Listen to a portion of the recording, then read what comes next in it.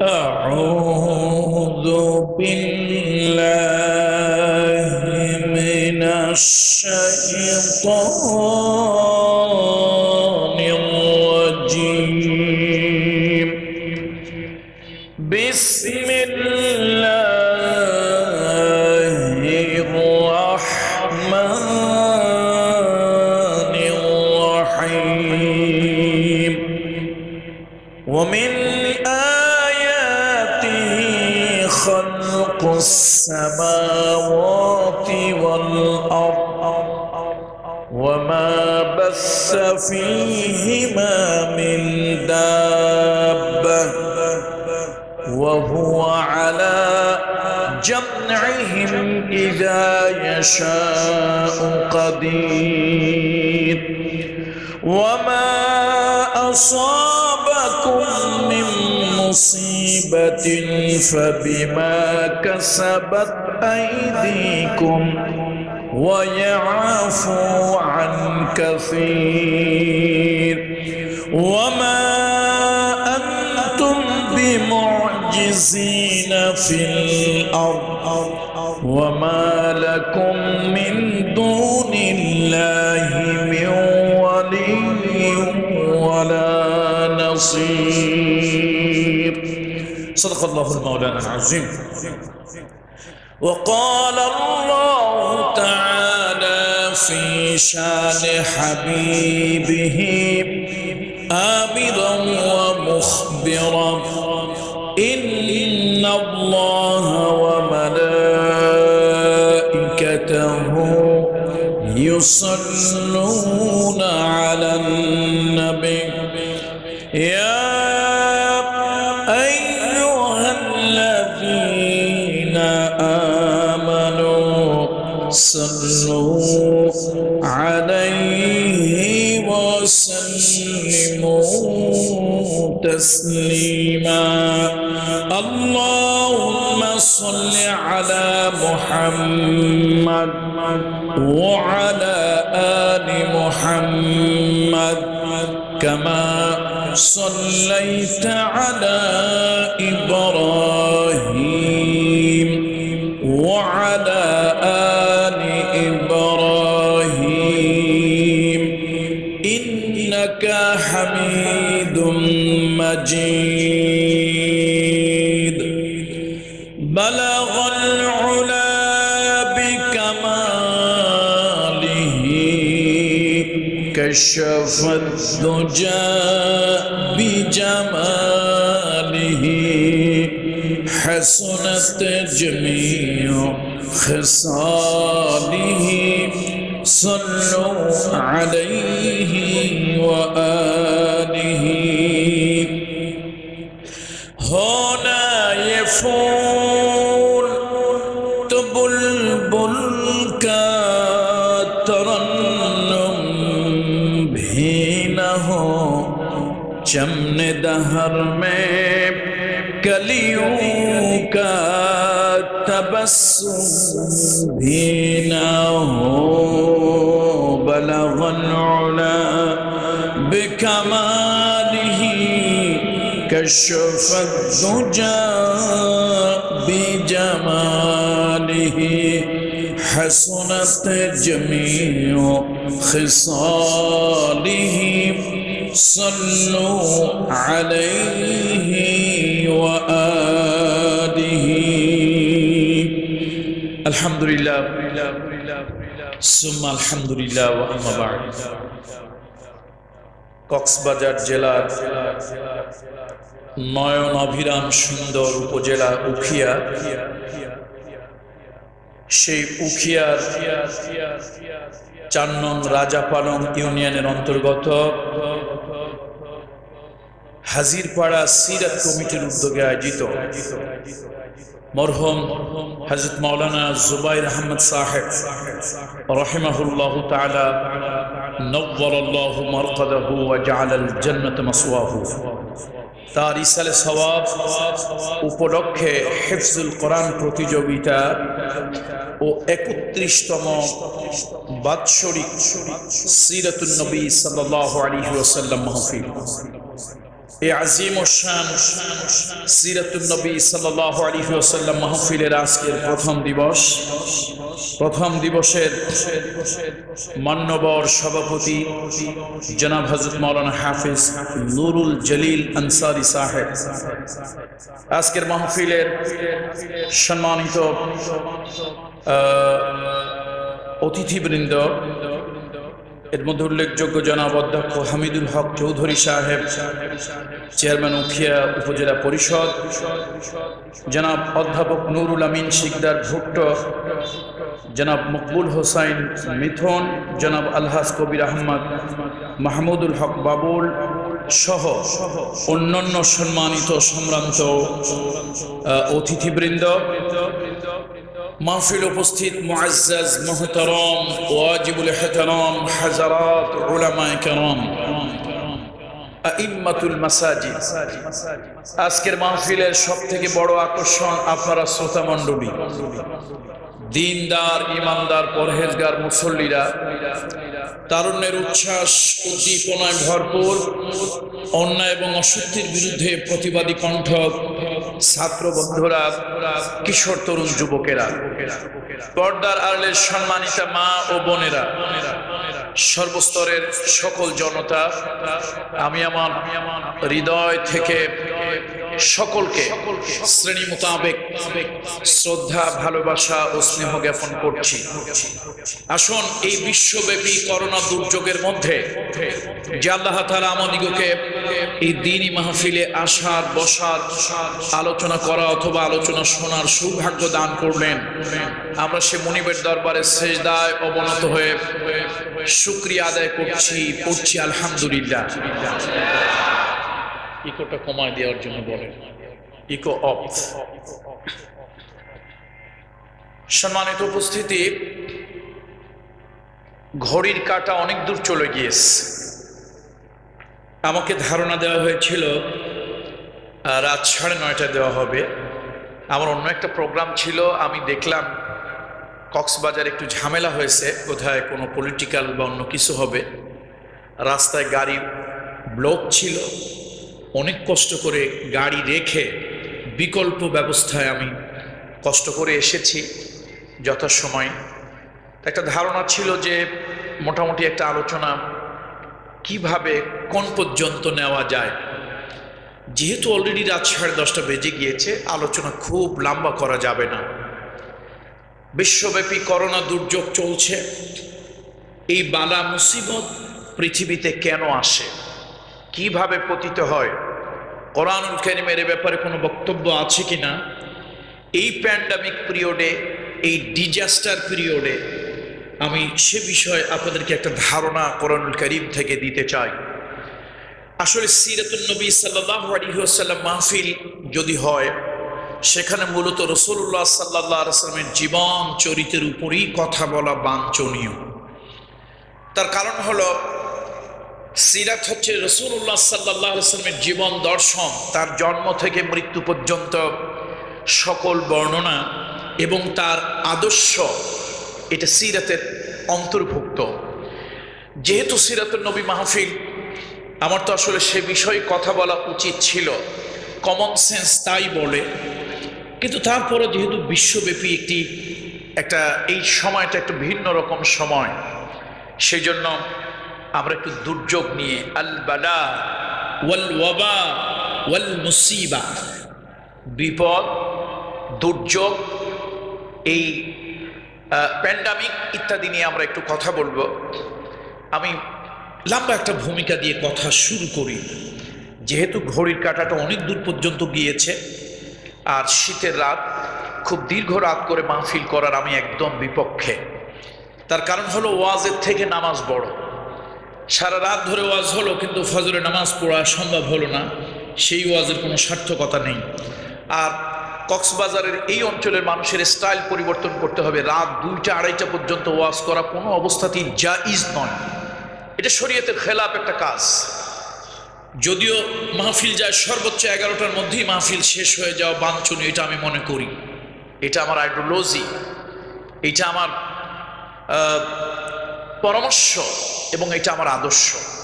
যা হোক, আজকে হয়তো একটু ব্যতিক্রম হবে, কিন্তু অন্য দিন মাহফিলের ব্যাপারে আপনাদের প্রতি পরামর্শ থাকবে, যদি আগের অভ্যাস থাকে রাত 2টা 2:30 পর্যন্ত ওয়াজ শুনবো, তো ওই অভ্যাসটা চেঞ্জ করা দরকার। কি বলেন, চেঞ্জ করা দরকার কিনা? মাহফিল কমিটি বলবে শ্রোতা আসে নাই, তো শ্রোতা আসে নাই, 5 জন আসছে, 5 জন নিয়েই শুরু করেন। যারা পরে এসে পাবে না তারা চিন্তা করবে এর পরের মাহফিলে আগে না গেলে জায়গা পাবো না, আর বক্তার ওয়াজও শুনতে পারবো না। 2-4টা মাহফিল যদি এরকম শ্রোতা ছাড়া ফাঁকা মাঠে গোল দেওয়া যায়, তো শ্রোতারা কিন্তু পরে বাধ্য হয়ে যারা শোনার আগেই চলে আসবে। কি বলেন, ঠিক কিনা? অধিক রাতে মাহফিল এটা কোনো অবস্থাতেই শরিয়া সম্মত নয়। তার কারণ হলো ওয়াজআলনা নাওমাকুম সুবাতা, আল্লাহ তাআলা বলেন আমি তোমাদের ঘুমকে করেছি ক্লান্তির নিবারক। মানুষ সারাদিন পরিশ্রম করে, যখন রাতের বেলা ঘুমায় শরীরটা তরতাজা হয়, সতেজ হয়, শারীরিক মানসিক প্রশান্তি আসে, পরবর্তী আবার কাজ করার জন্য শরীরে একটা উদ্যম, উচ্ছ্বাস এবং একটা শরীরের মধ্যে একটা স্পৃহা, শরীরের মধ্যে একটা পাওয়ার, এনার্জি সৃষ্টি হয়। আল্লাহু আকবার বলুন। এবং বর্তমান দুনিয়ায় মেন্টাল ডিজিজ, মানসিক রোগের সবথেকে বড় চিকিৎসা হলো ঘুম। আল্লাহু আকবার বলুন। ঘুমের থেকে বড় নিয়ামত আর কিছুই নাই। এই ঘুমটা আল্লাহ রাত্রে দিয়েছেন, সুতরাং অধিক রাত্রে মাহফিল নয়। আমি ভূমিকাও আজকে দেব না। ভূমিকা ছাড়া কোরআনুল কারীমের একটা সূরা, এই সূরাটার নাম হলো পার্লামেন্ট। সূরাটার নাম কি? পার্লামেন্ট, সভাকক্ষ, পরামর্শ সভা, শোরা। এটা হচ্ছে 42 নম্বর সূরা। এই সূরার 3 আয়াতে মুকাদ্দাসা আমি তেলাওয়াত করেছি, 3টা আয়াতে মুকাদ্দাসা, 29, 30 এবং 31। শুনবেন তো আপনারা? কতক্ষণ থাকবেন? কতক্ষণ? সারা রাত, ফজর পর্যন্ত? মাশাআল্লাহ। শোনেন, আপনাদের জন্য একদিন, আমার কিন্তু সব দিন। সুতরাং কথা যতই হোক, অ্যাটলিস্ট ঘন্টাখানিক সময় কি থাকতে পারবো? ইনশাআল্লাহ বলুন, থাকতে পারবো? আল্লাহ তাআলা তৌফিক দান করুন। তাহলে নফল ইতিকাফের নিয়াত করে সকলে বসে পড়ি, আর দারুণ ভাইরা যদি সম্ভব হয় একটু বসি। দেখেন, সাপ খেলা, বাদর খেলা, মলম বিক্রি, সালসা বিক্রি, এগুলো দাঁড়ায় দাঁড়ায় দেখা যায়। কোরআনের কথা, আল্লাহু আকবার, এটা মস্তিষ্কের মধ্যে ঢোকানোর জন্য, হৃদয়কে আলোকিত করার জন্য অত্যন্ত ধীর স্থিরতার সাথে শুনতে হবে। এই জন্য আল্লাহ নিজেই কোরআন শরীফে বলেছেন, কোরআন যখন তেলাওয়াত করা হয় হৃদয়ের কান দিয়ে গভীর মনোযোগ সহকারে শ্রবণ করো। সুবহানাল্লাহ পড়েন। বন্ধুরা আমার, মুরব্বিরা আমার,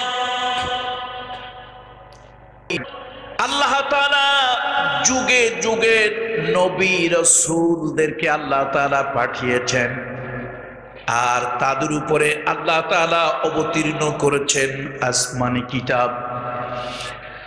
আখিরি নবী মুহাম্মদ রাসূলুল্লাহ সাল্লাল্লাহু আলাইহি ওয়াসাল্লাম, তার উপরে আল্লাহ তাআলা সর্বশেষ যে কিতাব দিলেন, কিয়ামত পর্যন্ত যে কিতাবের ভ্যালিডিটি, যেই কিতাবের প্রয়োজন হবে না, কিয়ামত পর্যন্ত মানব মণ্ডলীর জন্য একখানা কিতাব আল্লাহ তাআলার কথা শুনবো ইনশাআল্লাহ, ইনশাআল্লাহুল আজিজ।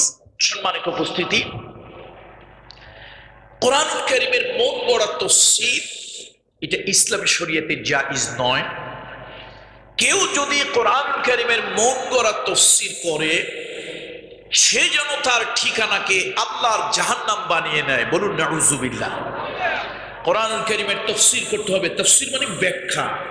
এই যে ধরুন, এখন কিছু লাইট আছে, আপনারা আমাদেরকে দেখতে পাচ্ছেন, আমরা মঞ্চে যারা আছি, আপনারা অডিয়েন্স যারা আছেন, আপনাদেরকে দেখতে পাচ্ছি। এই লাইটের কারণে, বাতির কারণে, সব লাইটগুলো যদি বন্ধ থাকে, আমরা কেউ কি কাউকে দেখবো? দেখবো না। দিনের আলো অথবা কোনো লাইটের আলো যখন জ্বলে, সূর্যের কিরণ, সূর্যের আলো যখন আসে, তখন সব স্পষ্ট হয়ে যায়, একজন আরেকজনকে দেখতে পারে, সবকিছু চেনা যায়, বোঝা যায়, জানা যায়। এই যে আলো এসে অন্ধকার দূর হলো আর সব প্রকাশ হলো, চোখের সামনে বোঝা গেল, এটার নাম হলো তাফসীর। এটার নাম কি বলুন তো? ওলামা হযরতরা আবার আমার এই ব্যাখ্যায় ভুল ধরবেন না। কেন ধরবেন না? আল আওয়ামু কাল আনআম, জনগণ যেভাবে বোঝে কথা তো সেইভাবে বোঝানোই হচ্ছে সার্থকতা। এখন কোরআনকে তাফসীর হলো কোরআনের মধ্যে যে কথাগুলো আছে সেগুলো কোরআনের আলো দিয়ে তাফসীরের আলো প্রজ্বলিত করলে আল্লাহ তাআলা কোথায় কি বলেছেন তখন সাধারণ জনগণের কাছে দিবালোকের মতো তা স্পষ্ট হয়ে যায়। বলুন সুবহানাল্লাহ। বলতেছিলাম কোরআনের মন গড়া কোনো তাফসীর ব্যাখ্যা বিশ্লেষণ করা যাবে না। রাসূলুল্লাহ সাল্লাল্লাহু আলাইহি ওয়াসাল্লামের দুজন সাহাবী খুব বড় মাপের ইসলামী স্কলার, খুব বড় মাপের জ্ঞানী। সাহাবীরাও যদি কোনো বিষয়ে আটকে যেতেন, ঠেকে যেতেন, কোনো বিষয় না বুঝতেন, দুইজন সাহাবীর কাছে তারা যেতেন।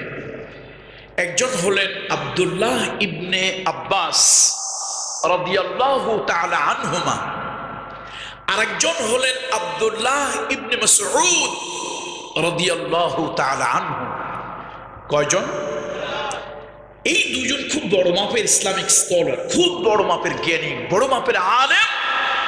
জ্ঞানের পরিধি, ইলমের পরিধি আকাশচুম্বী, গগনচুম্বী। আব্দুল্লাহ ইবনে মাসউদ, তার কাছে গিয়া লোকেরা ধরল, ও আব্দুল্লাহ ইবনে মাসউদ, যুগের পরিবর্তন হবে, কালের পরিবর্তন হবে, সময়ের পরিবর্তন হবে, শতাব্দীর পরিবর্তন হবে, কিন্তু আরশে আজিম থেকে যে কিতাবখানা এসেছে এই কিতাব কোনো পরিবর্তন হবে না, এই কিতাব পাল্টাবে না। এই কিতাব মানুষের চাহিদা কেমন করে পূরণ করবে, সমাধান কিভাবে দেবে? আব্দুল্লাহ ইবনে মাসউদ বললেন, শোনো, যুগ পরিবর্তন হবে, সময় পরিবর্তন হবে, কালের পরিবর্তন হবে, কিন্তু কোরআন তো লৌহে মাহফুজ থেকে যেমনি আসছে অমনিই থাকবে, পরিবর্তন হবে না। কিন্তু কোরআনের চিরন্তন মুজিজা, কোরআনের চিরন্তন মুজিজা হলো প্রত্যেক শতাব্দীতে মানুষের কাছে প্রত্যেক যুগে কোরআন নতুন ভাবে ধরা দেবে। আল্লাহু আকবার। আল কুরআনু ইউফাসসিরহু জামান, কোরআন পাল্টাবে না, জামানা পাল্টাবে। আর ওই জামানা বলবে, আরে আমার কথা তো কোরআনের মধ্যেই আছে। আল্লাহু আকবার। আমার কথা কোথায় আছে? কোরআনের মধ্যেই আছে। শিক্ষিত সমাজ যারা আছেন তাদের প্রতি আমি খুব শ্রদ্ধা রেখে বলছি, সকল রিসপেক্ট রেখেই তাদেরকে বলছি, আপনাদের মধ্যে কারো কারো, সকলের না, দুই একটা বা অল্প কিছু লোকের ধারণা হলো কোরআন তো একটি ধর্মীয় কিতাব, সেকেলে গ্রন্থ। এই মডার্ন যুগে, টেকনোলজির যুগে এই কিতাব কি সব কথা মানুষের প্রয়োজনীয়তা পূরণ করতে পারবে? এরকম অনেকের ধারণা আছে। জাহালতের কারণে, মূর্খতার কারণে, অজ্ঞতার কারণে অনেকের মধ্যে এই ধারণা আছে। দেখুন, বিজ্ঞান কিন্তু তার কোনো কথার উপরে স্থির থাকেনি। গ্রহ কয়টা? কেউ বললো 5টা, কয়দিন পর কয় না 7টা, তারপরে আসলো 9টা, এরপরে হইলো কয়টা? 11টা, 13টা, বাড়তেছে। তাহলে বিজ্ঞান কিন্তু তার কোনো গবেষণার উপরে, তার কোনো কথার উপরে, অ্যানালাইসিসের উপরে বিজ্ঞান কিন্তু কখনো স্থির থাকেনি। এ কথা বলেনি এটাই ইউনিভার্সাল, এটাই সর্বশেষ, এরপরে আর কিছুই নাই, এরকম বলেন। দেখুন, ছোট্ট একটা বিষয় নিয়ে আমরা যারা খুব অহংকার করি, বাড়াবাড়ি করি, ছোট্ট একটা বিষয় সিদ্ধান্তে উপনীত হতে বিজ্ঞানের 400 বছর লেগেছে। পৃথিবী ঘোরে না সূর্য ঘোরে? কি ঘোরে বলেন তো? পৃথিবী ঘোরে।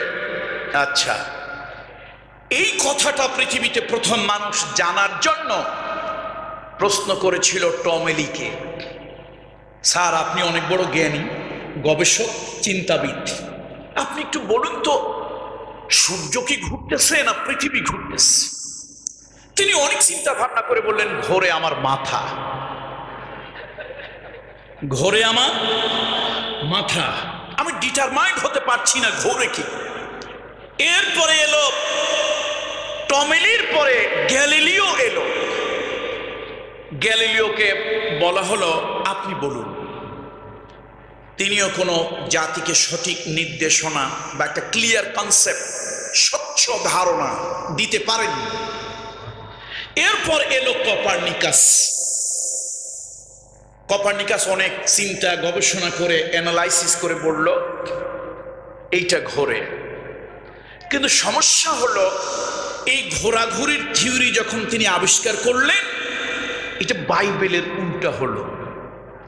এখন ধর্ম নিয়ে যারা কাজ করে, যাজক, ধর্ম যারা ব্যবসায়ী, ধর্ম দিয়ে যারা দুনিয়ায় চলতে চায় আন্দাজের উপরে, অর্থাৎ ধর্মকে যারা জীবন জীবিকার হাতিয়ার হিসেবে গ্রহণ করেছে, তারা দেখলো বাইবেল যদি মিথ্যা হয় তাহলে তো আমাদের ধর্ম ব্যবসা আর চলবে টলবে না, তো করা যায়। এরা গিয়ে রাষ্ট্র যারা চালায় তাদের কাছে গেল, দেখো তোমরা ক্ষমতা জবরদখল করে আসো, তোমাদের সমর্থন দরকার, আর আমাদের ধর্ম ব্যবসা চালানোর জন্য রাষ্ট্র শক্তির সহযোগিতা দরকার।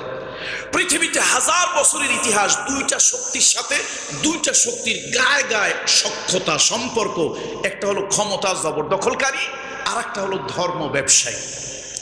ধর্ম ব্যবসায়ীদের ঝাড়ফুঁক তাবিজ কবজ দোয়া লাগে ক্ষমতা জবরদখলকারীদের, আর ক্ষমতা জবরদখলকারীদের সমর্থন লাগে ধর্ম ব্যবসায়ী। বলো তোমরা কি চাও? কয় যে আমরা চাই পার্লামেন্টে আমাদের জন্য একটা আইন পাস করো। পার্লামেন্টে একটা আইন হলো, আইনটার নাম হোলি রিকিউজিশন।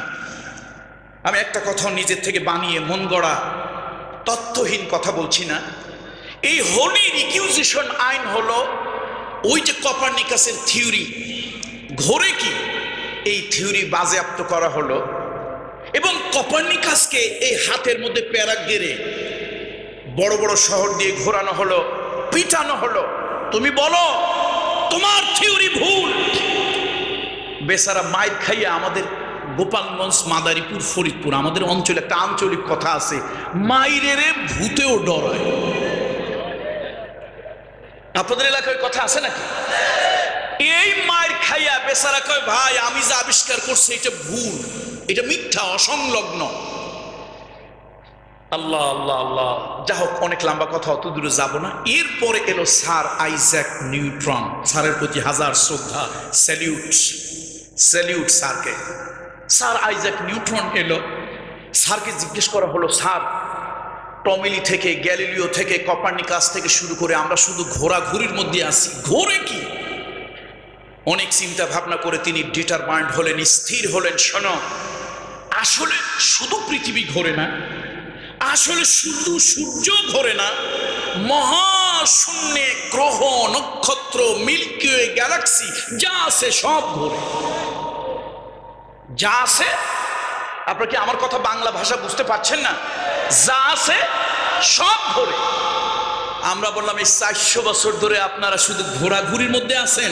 আমার নবী কোনো স্কুলে পড়ে নাই, কলেজে যায় নাই, কোনো পুঁথিগত বিদ্যা, পাঠশালার গতানুগতিক বিদ্যা তিনি অর্জন করেনি, কোনো অ্যালফাবেটিক নলেজ, আক্ষরিক কোনো জ্ঞান আমার রহমতের নবী, মানবতার নবী মুহাম্মদ সাল্লাল্লাহু আলাইহি ওয়াসাল্লামের ছিল না, আল্লাহ তাকে দেন নাই। কেন? উস্তাদের কাছে পড়লে ছাত্র যত বড়ই হোক, শিক্ষকের সামনে সম্মানে মাথা নত করতেই হয়। আল্লাহ তাআলা কারো কাছে পড়াইলেন না আমার নবীকে, আল্লাহ নিজে হইলেন শিক্ষক, তারে বানাইলেন ছাত্র, আর জিব্রাইলে বললেন তুমি হইলা দপ্তরি, তুমি হইলা দপ্তরি, আমি হইলাম শিক্ষক, মুহাম্মদ সাল্লাল্লাহু আলাইহি ওয়াসাল্লাম হবে কি? ছাত্র। আল্লাহু আকবার। সেই বিদ্যালয়ের পড়া 1450 বছর আগের কথা। সূরা ইয়াসিনের ভিতরে এসেছে ওয়াকুল্লুন ফি ফালাকিন ইয়াসবাহুন। পড়েন আমার সাথে, ওয়াকুল্লুন ফি ফালাকিন ইয়াসবাহুন। মহাশূন্যে, মহাশূন্যে পৃথিবী, নেপচুন, প্লুটো, মঙ্গল, বৃহস্পতি, সূর্য, চন্দ্র যা আছে সব নিজে নিজে ঘুরতেছে। তাহলে শিক্ষিত সমাজের প্রতি শ্রদ্ধা রেখে আমি বলছি, সামান্য একটা ঘোরাঘুরির থিওরি, বিজ্ঞান একেবারে চূড়ান্ত পর্যায়ে যেতে কত বছর লাগলো? প্রায় 400 বছর, প্রায় 400 বছর চলে গেল। তাহলে বোঝা গেল বিজ্ঞান তার আগের কনসেপ্ট, আগের আইডিয়া, আগের কথা পাল্টাইয়া নতুন কথায় আসছে। কিন্তু এই যে একখানা কিতাব আমার হাতে, এই কিতাবের কোনো বিধান, কোনো আয়াত, কোনো জায়গায় কি পাল্টায়ছে? ভবিষ্যতে পাল্টানো লাগবে। আমার জাতির মহান সংবিধান, আমার জাতির মহান কনস্টিটিউশন কতবার সংশোধন হয়েছে তা কি বলতে পারবেন? 17 বার এমেন্ডমেন্ট হয়েছে, 17 বার। উখিয়া উপজেলায় একটা স্বাস্থ্য কেন্দ্র আছে, হাসপাতাল আসেনি? এই হাসপাতালের একটা রুম আছে যেখানে কাটা হয়, ছেঁড়া হয়, ফাড়া হয়। জায়গাটার নাম কি? অপারেশন থিয়েটার বা সার্জারিক্যাল যে রুম বা সার্জারিক্যাল যে ডিপার্টমেন্ট, যেখানে বিভিন্ন ধরনের কাটা ছেঁড়া হয়। আচ্ছা, এবার বলেন তো, একটা মানুষ, জিন্দা মানুষ ঢুকাইয়া ওই জায়গায় যদি 17 বার কাটা ছেঁড়া করা হয়, একবার ঠ্যাং কাটছে, একবার হাত কাটছে, একবার পাও কাটছে, 17 বার যদি কাটা হয়, তার থাকে কি? কিছু থাকে? তো আমার সংসদে, মহান সংসদে, আমার জাতির পরিচালনার দলিল কনস্টিটিউশন, জাতি হিসাবে আমাদের কাছে এটা অত্যন্ত শ্রদ্ধার, সম্মানের, পবিত্র জাতি হিসাবে। কতবার পাল্টাইছে? কতবার কাটা ছেঁড়া হয়েছে?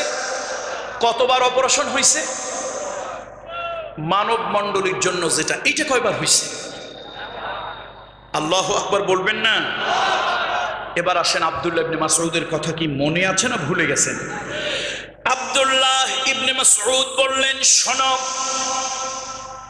লৌহে মাহফুজ থেকে যে কোরআন এসেছে, এই দুনিয়ায় যুগের পরিবর্তন হবে, কালের পরিবর্তন হবে, সময়ের পরিবর্তন হবে, শতাব্দীর পরিবর্তন হবে, মানুষের জীবনযাত্রার পরিবর্তন হবে, কিন্তু একখানা কিতাবের কোনো পরিবর্তন হবে না। যেমনটি এসেছিল লৌহে মাহফুজ থেকে, এই কিতাব তেমন থাকবে, কিন্তু প্রত্যেক 100 বছরে এই কোরআনটার বৈশিষ্ট্য হলো, এর মুজিজা হলো, এই কিতাবের মুজিজা হলো প্রত্যেক যুগে মানুষের কাছে এই কিতাবখানা নতুন করে ধরা দেবে। 1 শতাব্দী পাল্টাবে, আর 1 শতাব্দীর লোকেরা বলবে আমাদের কথা তো কোরআনের মধ্যে আছে। ওই শতাব্দী পাল্টে যাবে, নতুন আর একটা শতাব্দী আসবে, ওই লোকেরা বলবে আমাদের কথা তো কোরআন শরীফের মধ্যে আছে। আল্লাহু আকবার। তাহলে ভূমিকার দরকার নাই। বিশ্বে এখন কি চলতেছে? দুর্যোগটার নাম কি? নভেল করোনা বা কোভিড-19। এখন আব্দুল্লাহ ইবনে মাসউদের কথা আমি আবার বলছি, খুব ভয় পাচ্ছি আলেম ওলামাদের কাছে। এই জন্য তাফসীর বিল রায়, মন গড়া তাফসীর করা জায়েজ নাই, যাবে না। বরং কেউ যদি করে সে জান্নাতি না জাহান্নামী, নিঃসন্দেহে জাহান্নামী। মন গড়া তাফসীর করা যাবে না। আমরা আব্দুল্লাহ ইবনে মাসউদের কথায় ফিরে যাচ্ছি। রাসূলুল্লাহ সাহাবীদের ভিতরে সবথেকে বড় মাপের স্কলার, জ্ঞানী, তিনি বলতেছেন কোরআন পাল্টাবে না, যুগ পাল্টাবে। কোরআন যুগের ব্যাখ্যা করবে না, যুগ কোরআনের ব্যাখ্যা করে দেবে। তাহলে আমার যুগের কথা কোরআনে আছে কিনা এটা আমার জানা দরকার। কি জানা দরকার কিনা জোর বলুন? আমার যুগের কথা কোরআনে আছে কিনা এটা আমার জানা দরকার। কোরআন শরীফের 42 নম্বর সূরা আশ-শুরা, পার্লামেন্ট, সভাকক্ষ, সেখানে আল্লাহ তাআলা কি বলছেন আগে অনুবাদটা কান দিয়ে শোনেন। বিসমিল্লাহ। ومن آياته خلق السماوات والأرض وما بث فيهما من دابة وهو على جمعهم إذا يشاء قدير। আল্লাহ তাআলা বলেন আমার নিদর্শন, আমার কুদরতের নিদর্শন হলো জমিন সৃষ্টি, আসমান সৃষ্টি। ওর মধ্যে আমি ছড়িয়ে দিয়েছি কিছু দাব্বা। ওয়া হুয়া আলা জামইহিম ইযা ইয়াশাউ কাদির। আর আমার যখন ইচ্ছে হয় ওই দাব্বাগুলোকে আমি এক জায়গায় আবার জমা করি, ওই ক্ষমতা আমি আল্লাহ তাআলা রাখি। ওয়ামা আসাবাকুম মিন মুসিবাতিন, আর তোমাদের উপরে যত ধরনের বিপদ আপদ বালা মুসিবত পতিত হয়, ফাবিমা কাসাবাত আইদিকুম, এগুলি হলো তোমাদের কামাইয়ের ফসল, এগুলি হলো তোমাদের অর্জন। ওয়ায়াফু আন কাসীর, তবে অধিকাংশ অপরাধ তোমাদের আমি ক্ষমা করে দেই। ওয়ামা আনতুম বিমুজিজিনা ফিল আরদ, আমি যখন পৃথিবীতে কোনো পরিকল্পনা করি, কোনো দুর্যোগ মহামারী ডিজাস্টার প্যান্ডামিক দেব, আমি যখন পৃথিবীতে কোনো পরিকল্পনা করি, ওয়ামা আনতুম বিমুজিজিনা ফিল আরদ ওয়ামা লাকুম মিন দুনিল্লাহি মিন ওয়ালিয়্যিন ওয়ালা নাসীর, আমি যখন পৃথিবীতে কোনো পরিকল্পনা করি, আমার পরিকল্পনাকে নস্যাৎ করে দেয়, আমার পরিকল্পনা ব্যর্থ করে দেয়, আমার পরিকল্পনাকে উল্টায় দেয়, এমন কোনো শক্তি, কোনো ইকুইপমেন্ট, কোনো শক্তি এমন কিছু পৃথিবীতে নাই। আর আমার বিপরীতে কোনো সাহায্যকারী, কোনো অভিভাবক তোমরা পাবে না। আল্লাহু আকবার। কোরআনকে বলা হয় জামিউল মানি, শব্দ কম কিন্তু অর্থ বেশি। শুনুন, ফিলোলজি পড়ে আমরা যতটুকু জেনেছি, ফিলোলজি হলো ভাষা তত্ত্ব। ফিলোলজি থেকে আমরা যতটুকু জেনেছি, পৃথিবীতে ধনী ভাষা, সমৃদ্ধ ভাষা, রিচ ল্যাঙ্গুয়েজের মধ্যে একটি হলো আরবি।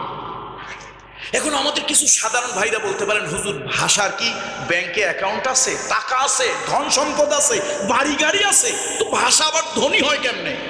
যেই ভাষার শব্দ ভান্ডার বেশি, ওই ভাষা সমৃদ্ধ বেশি।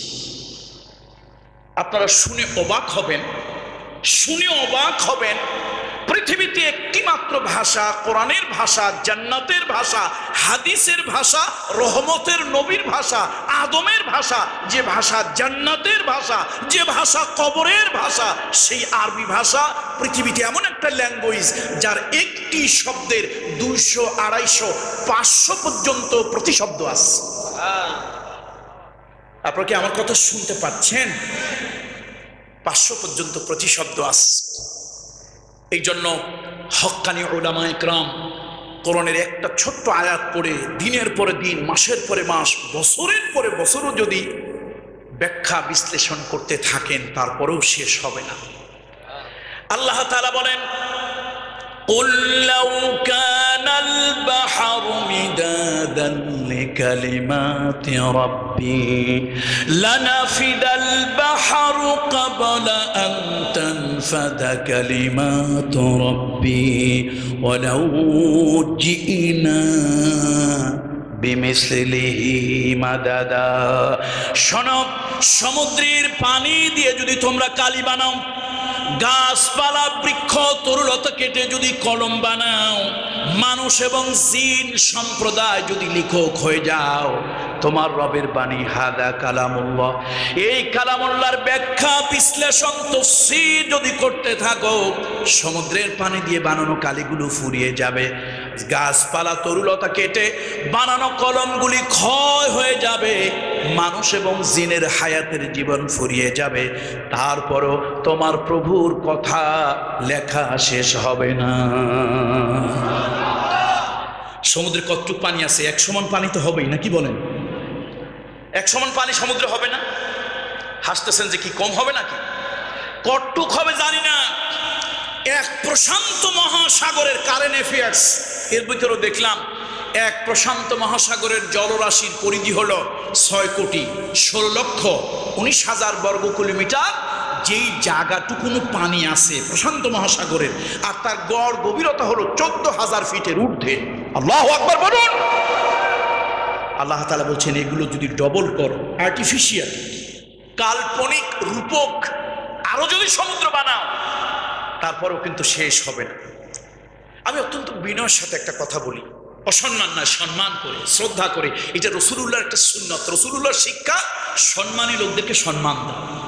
যারা রাজনীতি করেন তাদেরকে আমি খুব সম্মান করে একটা কথা হৃদয়ের দরদ দিয়ে বলি, আপনাদের একটা কনসেপ্ট চেঞ্জ করতে হবে, পাল্টাতে হবে। আপনাদের মধ্যে একটা রং কনসেপ্ট হলো হুজুররা দেশটারে খাইলো কেমনে, আয়াত পড়লো একটা, কথা কইলো 20টা। আরে 20টা তো কম বলেছি, 20 লক্ষ কথাও যদি বলি তারপর আল্লাহর কোরআনের কথা শেষ হবে না, বলেন আল্লাহু আকবার। তার কারণ হলো আল্লাহ নিজে বলেছেন এই কোরআন ব্যাখ্যা বিশ্লেষণ করে শেষ করা যাবে না। কোরআন হলো জামিউল মাআনি। বলতেছিলাম আমরা কথা বলবো বিশ্বব্যাপী দুর্যোগ নিয়ে, আল বালা ওয়াল ওয়াবা ওয়াল মুসিবা। আপনারা যেটাকে বলেন প্যান্ডামিক, আপনারা বলেন ডিজাস্টার, ভাইরাস। আসুন আল্লাহ তাআলা কি বলছেন, আল্লাহ গা শিউরে উঠতেছে, লোম দাঁড়িয়ে যাচ্ছে আমার মালিকের কথায়। শোনো, কার জমিনে হাঁটো মিয়া, চিন্তা ভাবনা করো। গরু ছাগল খায়, তুমিও খাও। গরু ছাগল চিন্তা করে না, তুমি চিন্তা করো না। তুমি মানুষ হইলা কেমনে? তুমি তো মানুষ, আশরাফুল মাখলুকাত। তোমার তো চিন্তা করা দরকার, ভাবা দরকার, পৃথিবীতে এই দুর্যোগ কেন আসে, কি কারণে আসে।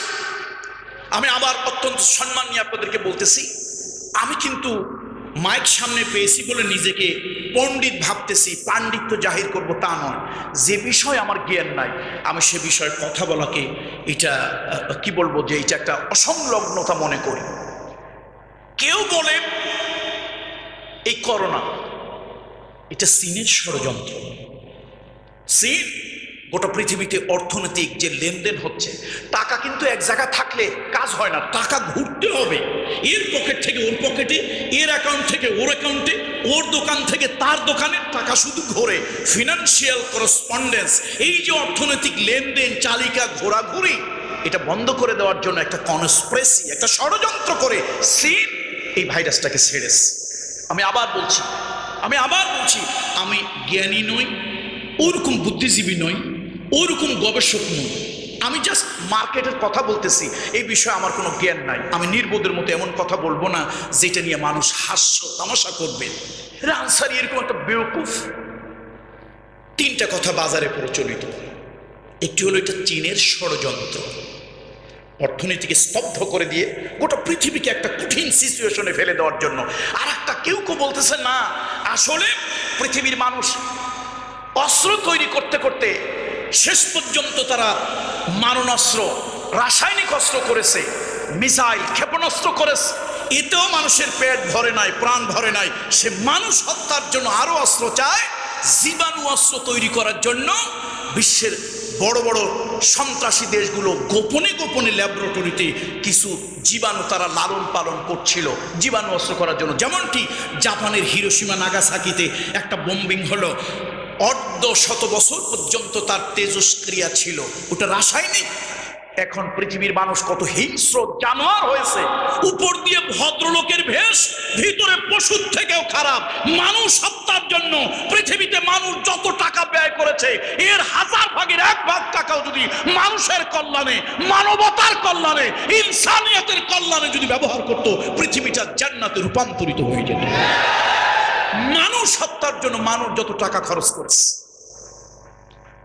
এখন মিসাইল, অস্ত্র, মেশিন গান, পিস্তল, বন্দুক ইত্যাদি বানাইও তাদের শান্তি হয় নাই। তারা এখন জীবাণু অস্ত্র বানাবে।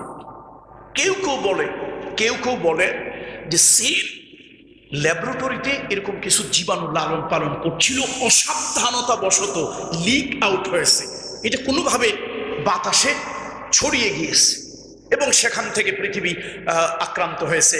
প্রথম চীনের ওহান শহর হলো। এটা হলো দুই কথা।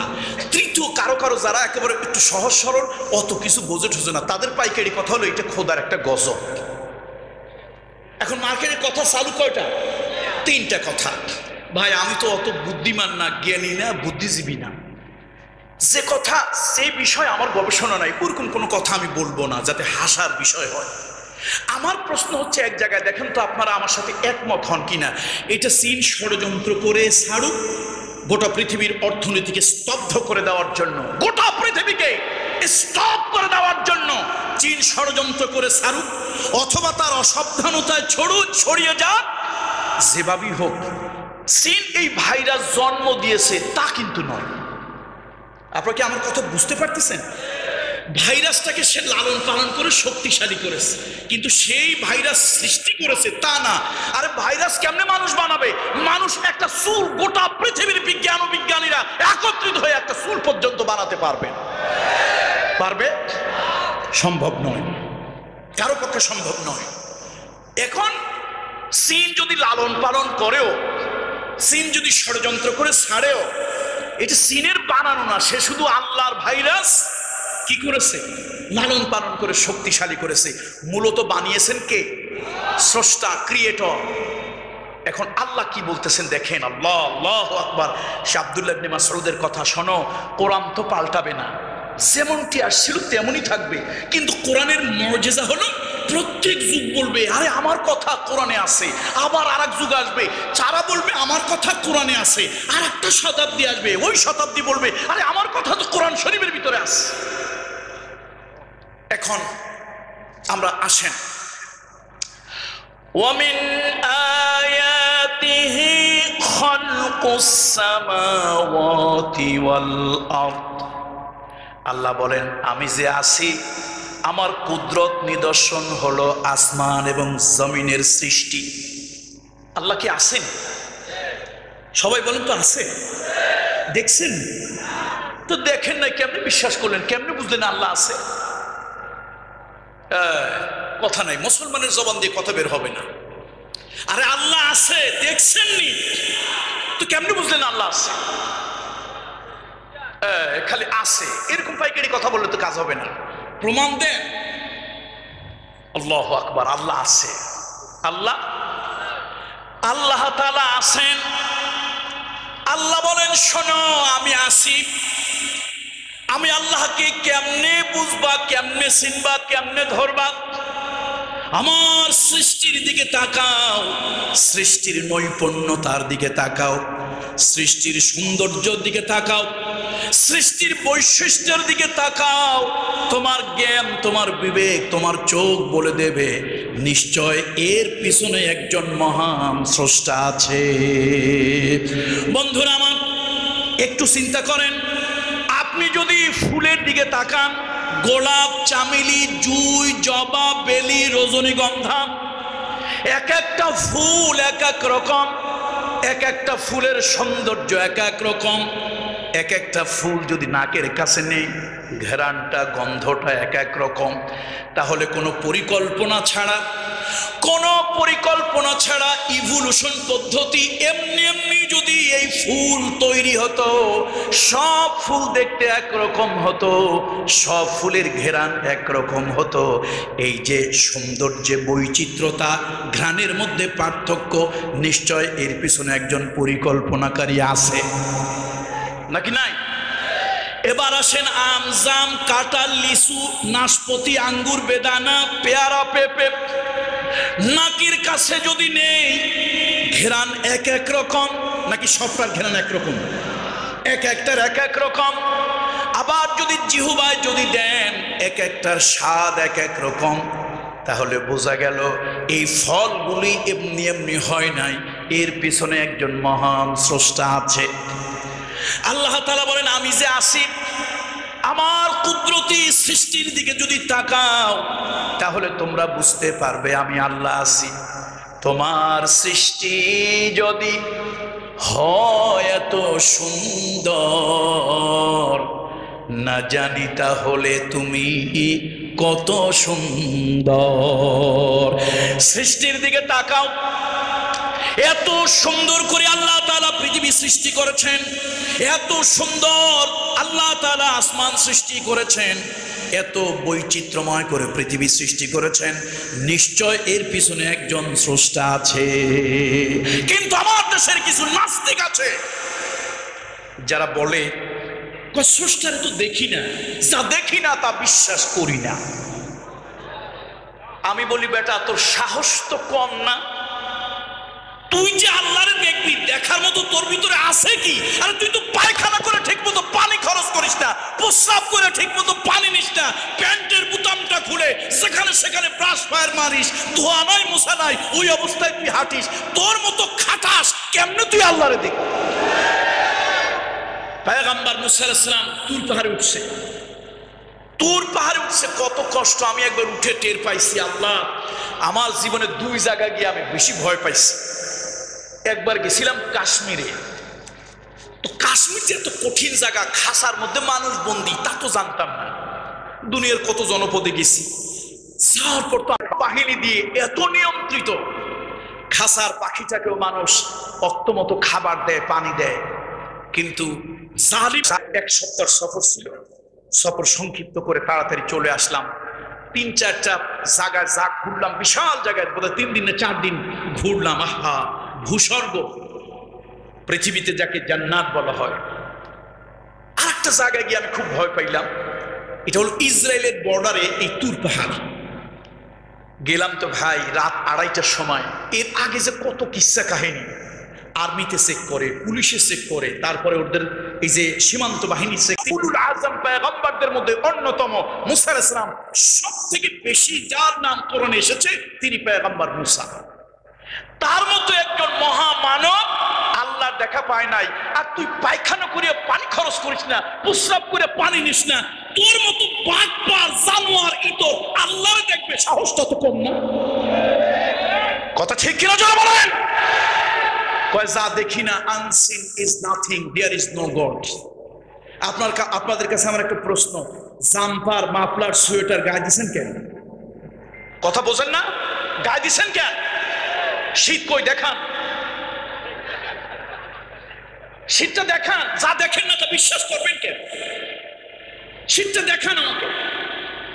যারা তসলিমা নাসরিনের মুরিদ হয়, যারা ওই মুরগি কবিরের মুরিদ হয়, যারা হাম্মক শরীফের মুরিদ হয়, যারা হুমায়ুন আজাদের বড়ি খায়, ওদেরকে পায়খানার সেফটি ট্যাঙ্কির পাশে 3 দিন বেঁধে রাখবে। যদি অস্থির হয়ে যায়, কি কয় দুর্গন্ধ, দুর্গন্ধ দেখা বেটা, দেখা আগে দুর্গন্ধ দেখা। তুই তো দার্শনিক মানুষ, তুই বলিস unseen is nothing, unseen is nothing. Evolution পদ্ধতি, ক্রমোন্নতি পদ্ধতিতে সব হয়েছে। পৃথিবী ছিল মহাশূন্য, ছিল বায়বীয় বাতাস, তার মধ্যে হইল পানি, পানির মধ্যে হইল পোকা, পোকার মধ্যে হইল ব্যাঙ, ব্যাঙের হাজার হাজার কোটি বছর পর হইল বান্দর, বান্দর হাজার হাজার কোটি বছর পর হইল মানুষ। আমরা মানুষের সন্তান নই, বান্দরের বাচ্চা।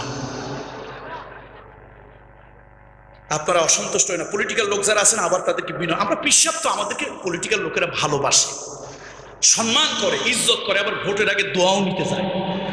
এই জন্য আপনাদেরকে সম্মান করে বলি, এই যে পাঠ্যসূচিতে ডারউইনের মতবাদটা ঢুকাইছেন, এটাকে বাদ দেন প্লিজ, প্লিজ এটাকে বাদ দেন, প্লিজ এটাকে বাদ দেন।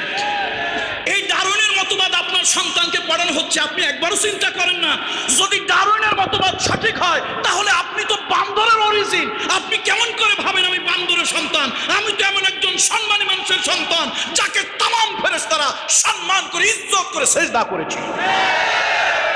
ফাসাজাদুল মালাইকা কুল্লুহুম আজমাইন, ফাসাজাদুল মালাইকা কুল্লুহুম আজমাইন। আদমকে সব ফেরেশতা ঐক্যবদ্ধ হয়ে সিজদা করছে আল্লাহর হুকুমে। ফেরেশতার কিসের সাতার দাম? ফেরেশতার থেকে 1000 গুণ দাম এই বনি আদমের। তাহলে তুমি শিক্ষিত হতে হতে কোন জায়গায় যাচ্ছ একবার কি খেয়াল করো। তুমি নিজের বাঁদরের তোমার পূর্বপুরুষ বাঁদর, তুমি বাঁদরের জেনারেশন, এটা কেমনে ভাবো? আর কেমনে তোমার পাঠ্যসূচিতে এটা থাকে? আধুনিক জ্ঞান বিজ্ঞানের জনক বৈজ্ঞানিক আইনস্টাইন, 1000 বার তাকে সম্মান করি, স্যালিউট করি। স্যার আপনাকে স্যালিউট, আপনাকে সম্মান, আপনাকে রেসপেক্ট স্যার। তাকে জিজ্ঞেস করা হয় আইনস্টাইনকে, what is your concept about the creator of the world? লোকেরা বলে বিশ্ব চরাচরের একজন স্রষ্টা, সৃষ্টিকর্তা আছে, আপনি কি বলেন? আপনার কনসেপ্ট কি? আইনস্টাইন বলছিল, এটা আমারে জিজ্ঞেস করলো কেন? কয় আপনি তো জ্ঞানী। আইনস্টাইন বলল, দেখো জ্ঞানের সমুদ্রের তীরে আমি কিছু নুড়ি কুড়ি, শেওলা শেওবাল, ঝিনুক শামুক কুড়িয়েছি, জ্ঞানের সমুদ্রের মণিমুক্ত এখন পর্যন্ত আমি পাই নাই। আসলে জ্ঞানী লোকেরা বিনয়ী হয়, জ্ঞানী লোকেরা কি হয়? আর খালি কলসি, এমটি ভেসেল সাউন্ড মার্স, এই খালি কলসি বাজে বেশি। মুরগি ডিম পাড়ে, দাম কয় টাকা? এর আপনাদের উখিয়া উপজেলা একটা ডিমের দাম কত? 1000, 2000, 5000, কত? হ্যাঁ 10 টাকা। 10 টাকা। এই 10 টাকার একটা ডিম পারছে মুরগি। হাজিরপাড়া গ্রামের একটা মুরগি 10 টাকার ডিম পারছে। পাড়ার পর একটা আওয়াজ দেয়, একটা সাউন্ড দেয়, কর কর করে একটা আওয়াজ দেয়। এরকম জোরে আওয়াজ দিছে মনে হয় যেন গোটা পৃথিবী জয় করে ফেলছে। ডিম পারছে কয় টাকা? আর গাভী বাচ্চা দেয়। এই বাচ্চাটা একেবারে প্রসব হওয়ার পরপরই তার মার্কেট ভ্যালু প্রাইস 2 থেকে 5,000 টাকা দাম। এই গাভী বাচ্চা দিল, পাশের বাড়ির মানুষ টের পায় না এত দামি একটা জিনিস দিয়েছে। আওয়াজ আসেনি, কথা কয় না, আওয়াজ আসেনি। আর কয় টাকার ডিম পারছিল? 10 টাকার ডিম দিয়ে এরকম সাউন্ড দিছে। আরে বাপরে, মনে হয় যেন পুরো উখিয়া কিনে ফেলছে। দিলাম তোদেরকে একটা কিছু। দাম কত? কামার কুড়াল বানায়, শাফল বানায়, খন্তা বানায়, কোদাল বানায়। 200 টাকা, 250, 500 টাকা দাম। আওয়াজটা কি! আর স্বর্ণ অলংকার বানায় জুয়েলার, তার দোকানে পাশের ঘরের লোকেরা টের পায় না 2.5 লাখ টাকার অর্নামেন্টস তৈরি হচ্ছে, টের পায় না। এই জন্য দামি জিনিসের চিল্লাচিল্লি একটু কম, আর খালি জিনিসের চিল্লাচিল্লি একটু বেশি। এখন বিজ্ঞানী আইনস্টাইনকে আমি সম্মান করি, শ্রদ্ধা করি, রেসপেক্ট করি। তিনি বললেন, তোমরা আমাকে জ্ঞানী মনে করে আমার কাছে জিজ্ঞেস করতেছ? শোনো, আমি তো জ্ঞানের কিছু অর্জন করিনি, সবে মাত্র জ্ঞানের সমুদ্রের তীরে কিছু নুড়ি কুড়িয়েছি। শোনো, আমার অর্জিত জ্ঞানের আলোকে সব কিছু সুন্দর, সুনিয়ন্ত্রিত, সুনিপুণ ভাবে চলে। এর পিছনে একজন নিয়ন্ত্রণ আছে। আল্লাহু আকবার বলবেন না? চিৎকার দিয়া সকল শক্তি জড়ো করে বলেন আল্লাহু আকবার। একজন নিয়ন্ত্রণ আছে। আমার ভাষায়, আমার ইমানে সে নিয়ন্ত্রণ নাম কি? আল্লাহ। আল্লাহ, আল্লাহু আকবার, আল্লাহু আকবার। বলতেছিলাম আল্লাহ আছে। আল্লাহ, এখন আল্লাহ বলেন আমি যে আছি আমার তো দেখা যাবে না, আমার কিছু সৃষ্টির নিদর্শন দেখে আমাকে চিনে নাও। এবার আসেন আল্লাহ তাআলা কি বলছেন। আল্লাহ তাআলা বলেন, ওয়ামিন আয়াতিহি খালকুস সামাওয়াতি ওয়াল আরদ। আমার নিদর্শন, আমি যে আছি, আমার প্রমাণ। জমিন, বৈচিত্র্যময় জমিন সৃষ্টি করেছি, বৈচিত্র্যময় আকাশ আমি আল্লাহ তাআলা সৃষ্টি করেছি।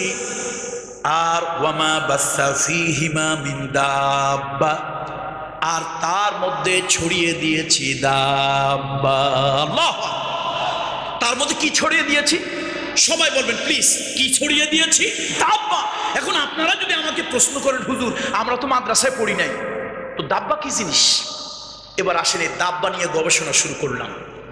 আব্দুল্লাহ ইবনে মাসউদ বলেছেন, কোরআন পাল্টাবে না, যুগ পাল্টাবে। কোরআন পাল্টাবে না, শতাব্দী পাল্টাবে। তাহলে আমার শতাব্দীর, আমার যুগের কথা কোরআন কি বলেছে? আল কোরআনু ইউফাসসিরুহু জামান, আল কোরআনু ইউফাসসিরুহু জামান। জামানা কোরআনের ব্যাখ্যা তাফসীর করবে। দাব্বা কি শুরু হলো, এটা নিয়ে চিন্তা ভাবনা গবেষণা আমি নিজে করলাম, আপনারাও করেন। ডিকশনারিতে দেখে আমার তো গা চমকে উঠল। দাব্বা হলো এমন প্রাণী, শুনতেছেন তো আপনারা? দাব্বা হলো এমন প্রাণী, যেই প্রাণী তার দৈহিক সক্ষমতা, ফিজিক্যাল অ্যাবিলিটি, শারীরিক শক্তি দিয়ে এক জায়গা থেকে আরেক জায়গায় স্থানান্তরিত হতে পারে, জায়গা পাল্টাতে পারে, মুনতাকিল হতে পারে, এক জায়গা থেকে আরেক জায়গায় যেতে পারে। এই ধরনের প্রাণীকে বলা হয় দাব্বা। এখন গাছ প্রাণী, এটাকে আমি বলছি না বিজ্ঞানীরা বলছে? কথা একটু জোরে বলেন। আমি বলছি না বিজ্ঞানীরা বলছে? গাছের প্রাণ আছে, এটা কি মোল্লা মৌলবীরা বলছে না প্রাণী বিজ্ঞানীরা বলছে? কিন্তু গাছ দাব্বা নয়। গাছ কি নয়? কেন দাব্বা নয়? একটা গাছ প্রাণ যতই থাক, 1000 বছরও যদি একটা গাছ বাঁচে, হাজির পাড়া থেকে হাঁটতে হাঁটতে উখিয়া প্রপার পর্যন্ত সে কোনোদিন যেতে পারবে না। তাহলে গাছের প্রাণ আছে বটে, কিন্তু গাছ দাব্বা নয়। দাব্বা হলো ওই প্রাণী নিজের দৈহিক সক্ষমতা বলে এক জায়গা থেকে আরেক জায়গায় কি হতে পারে, স্থানান্তরিত হতে পারে।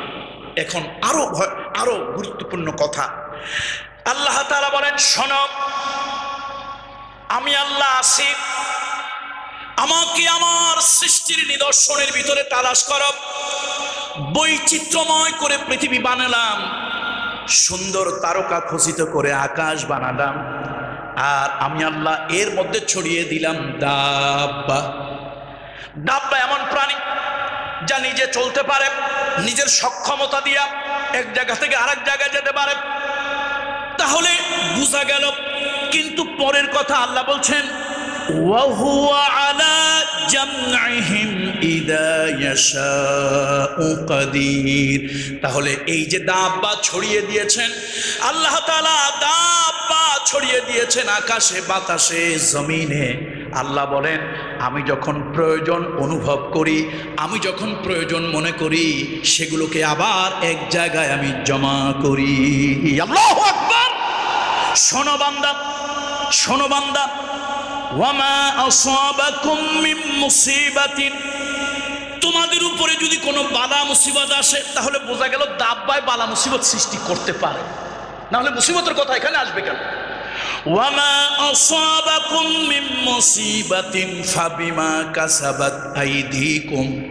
বান্দারে, পৃথিবীতে যত বিপর্যয় হয়, বিপদ আসে, বালা আসে, মুসিবত আসে, এগুলি তোমাদের জন্য আসে। বিমা কাসাবাত আইদিকুম, তোমরা যখন সীমা লঙ্ঘন করো, পাপাচার, অনাচার, অবিচার যখন বেড়ে যায়, খাদ্যে কম দেওয়া, ওজনে কম দেওয়া, খাদ্যে ভেজাল দেওয়া, মানুষের প্রতি জুলম করা, অন্যায় করা, অবিচার করা, আত্মীয়তার হক নষ্ট করা, আব্বা আম্মার সঙ্গে নাফরমানি করা, ভাইরা, এরকম হাজারো অন্যায় অবিচার যখন সমাজের ভিতরে চালু হবে, আল্লাহ বলেন, আমার পক্ষ থেকে কিছু বিপদ আপদ বালা মুসিবত তোমাদের উপরে দেই।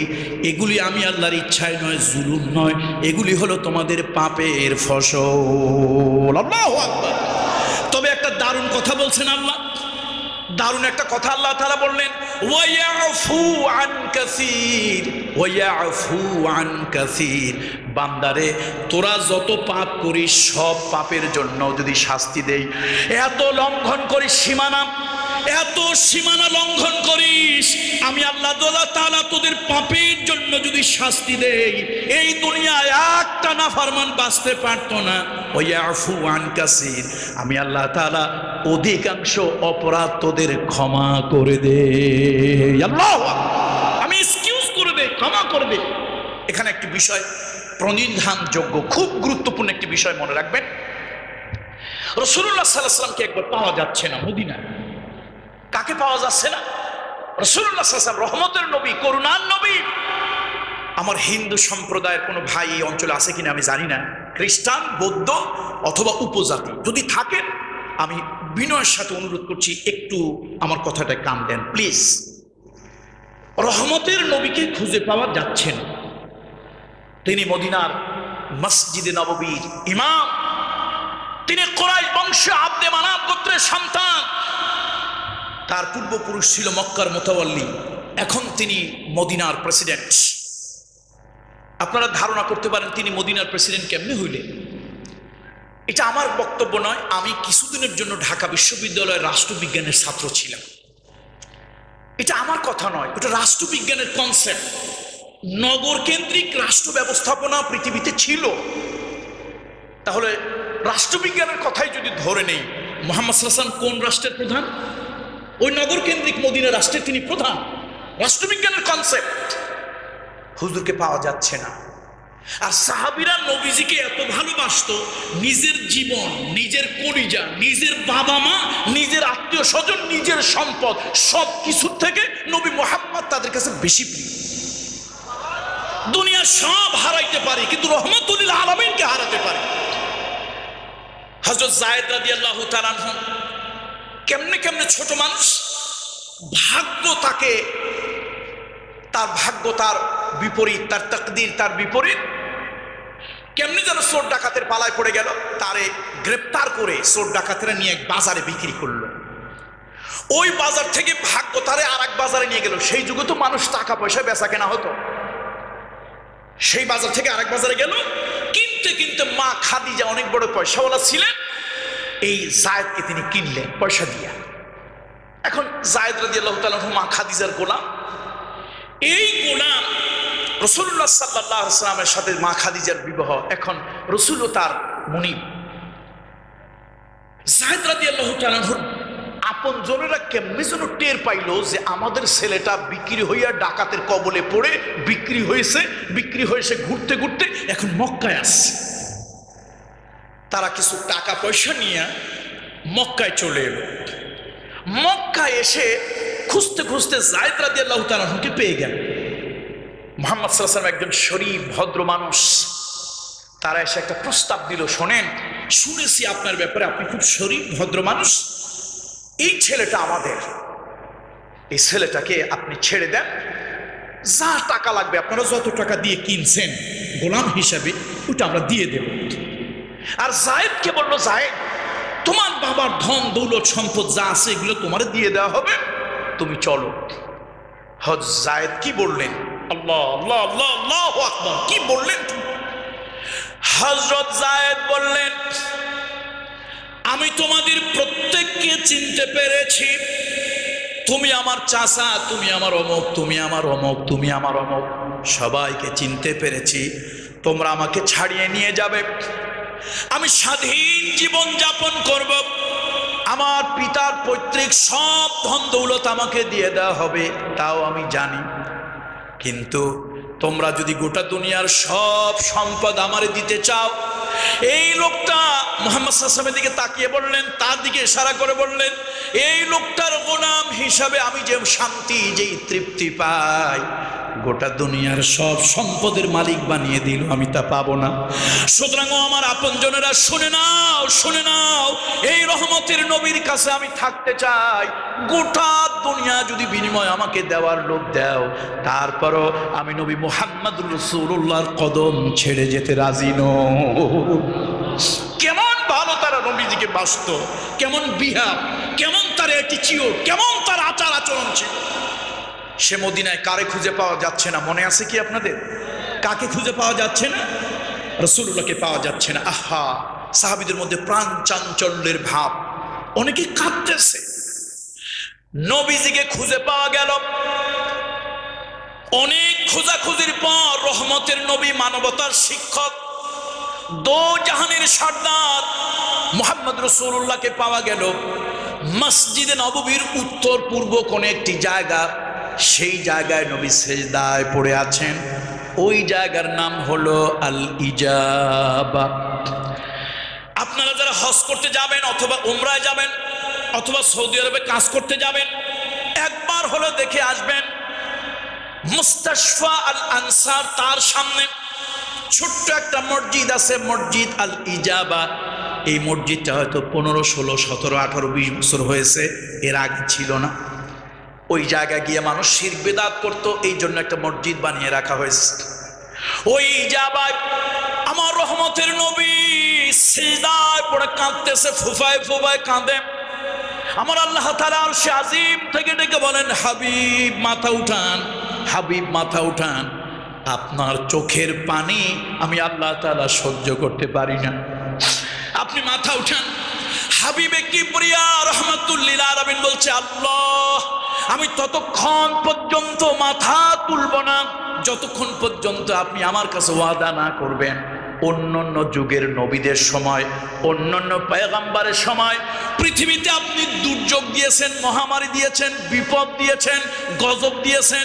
এই আল্লাহ, ওই গজবে, ওই বিপদে, ওই দুর্যোগে গোটা জাতি শেষ হয়ে গিয়েছে, বরবাদ হয়ে গিয়েছে, একটা জনপদ ধ্বংস হয়ে গিয়েছে।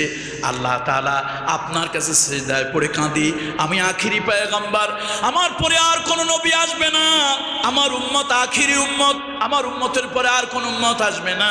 আল্লাহ আপনার কাছে সিজদায় পড়ে কাঁদি, আপনি আমার উম্মতের উপরে এমন কোন গজব দেবেন না আমার উম্মত যেন একবারে দুনিয়া থেকে ধ্বংস হয়ে না যায়। আল্লাহ বললেন, হাবিব মাথা উঠান, হাবিব মাথা উঠান। ও আমার হিন্দু ভাই, বুকে জড়িয়ে ধরে তোমাকে আদর করে বলি, ও আমার খ্রিস্টান ভাই, বৌদ্ধ ভাই, বুকে জড়িয়ে ধরে আদর করে বলি, তোমাকে হিংসা করি না, ঘৃণা করি না, ছোট করি না, বুকে জড়িয়ে ধরে বলি, তোমার যদি মন চায় আমার নবীরে সম্মান করো, যদি মন না চায় আমার নবীর ব্যাপারে চুপ থাকো, খবরদার আমার নবীকে অসম্মান করিও না, অপমান করিও না। ও আমার সাংবাদিক, তুমি যদি পারো আমার নবীর পক্ষে কথা বলো, তুমি যদি পারো আমার নবীর পক্ষে লেখো, কিন্তু তোমার বক্তব্য দিয়া, তোমার কোনো সংবাদ দিয়া আমার নবীর হৃদয় থেকে রক্তক্ষরণ তুমি করিও না। তার কারণ হলো আমার নবী সকলের নবী, সবার নবী, দো জাহানের নবী।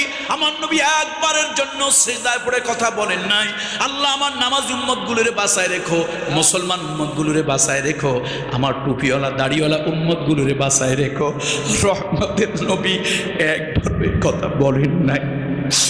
রহমতের নবী সিজদায় পড়ে বারবার বলতেছিলেন, আল্লাহ, কালো হোক ফর্সা হোক, প্রাচ্যের হোক পাশ্চাত্যের হোক, ধনী হোক গরিব হোক, আস্তিক হোক নাস্তিক হোক, আল্লাহ, কিয়ামত পর্যন্ত আমার যত উম্মত আসবে তুমি আমার কাছে ওয়াদা করো, কথা দাও, অন্যান্য নবীদের মতো আমার উম্মতকে একবারে এট এ টাইম, একবারে তুমি গজব দিয়ে দুনিয়া থেকে শেষ করে দেবে না। আমার নবীজির দোয়া, আমার নবীজির দোয়া আল্লাহ তাআলা দুনিয়ার মানুষকে সতর্ক করে দিয়ে বলছেন, দুনিয়ার মানুষ শোনো, ওয়ামা আসাবাকুম মিন মুসিবাতিন ফাবিমা কাসাবাত আইদিকুম, তোমরা যত পাপ করো, তোমরা যত সীমা লঙ্ঘন করো, তোমার টাকা আছে, টাকার অহংকার দেখাও, মাঝে মাঝে সীমা লঙ্ঘন করো। আমি তোমাদের মতো একজন টাকাওয়ালা কারুনকে ডুবায় মারছিলাম। তোমাদের ক্ষমতা আছে, ক্ষমতার অহংকার দেখাও। পৃথিবীর 4 জন দোর্দণ্ড প্রতাপের ক্ষমতাওয়ালার একজন নমরুদ ইবনে কেনান, আমি তাকে জিল্লতি দিয়ে দুনিয়া থেকে বিদায় করেছিলাম। ও দুনিয়ার মানুষ, তোমার সৌন্দর্য আছে, এরকম কত সৌন্দর্যওয়ালাকে আমি আল্লাহ তাআলা ধুলায় মিটিয়ে দিয়েছি। শোনো, তুমি অহংকার করিও না, দাম্ভিকতা প্রদর্শন করিও না, পাপাচার অনাচার সীমা লঙ্ঘন করিও না। তোমার কারণে পৃথিবীতে বিপদ আপদ বালা মুসিবত আমি আল্লাহ দেই।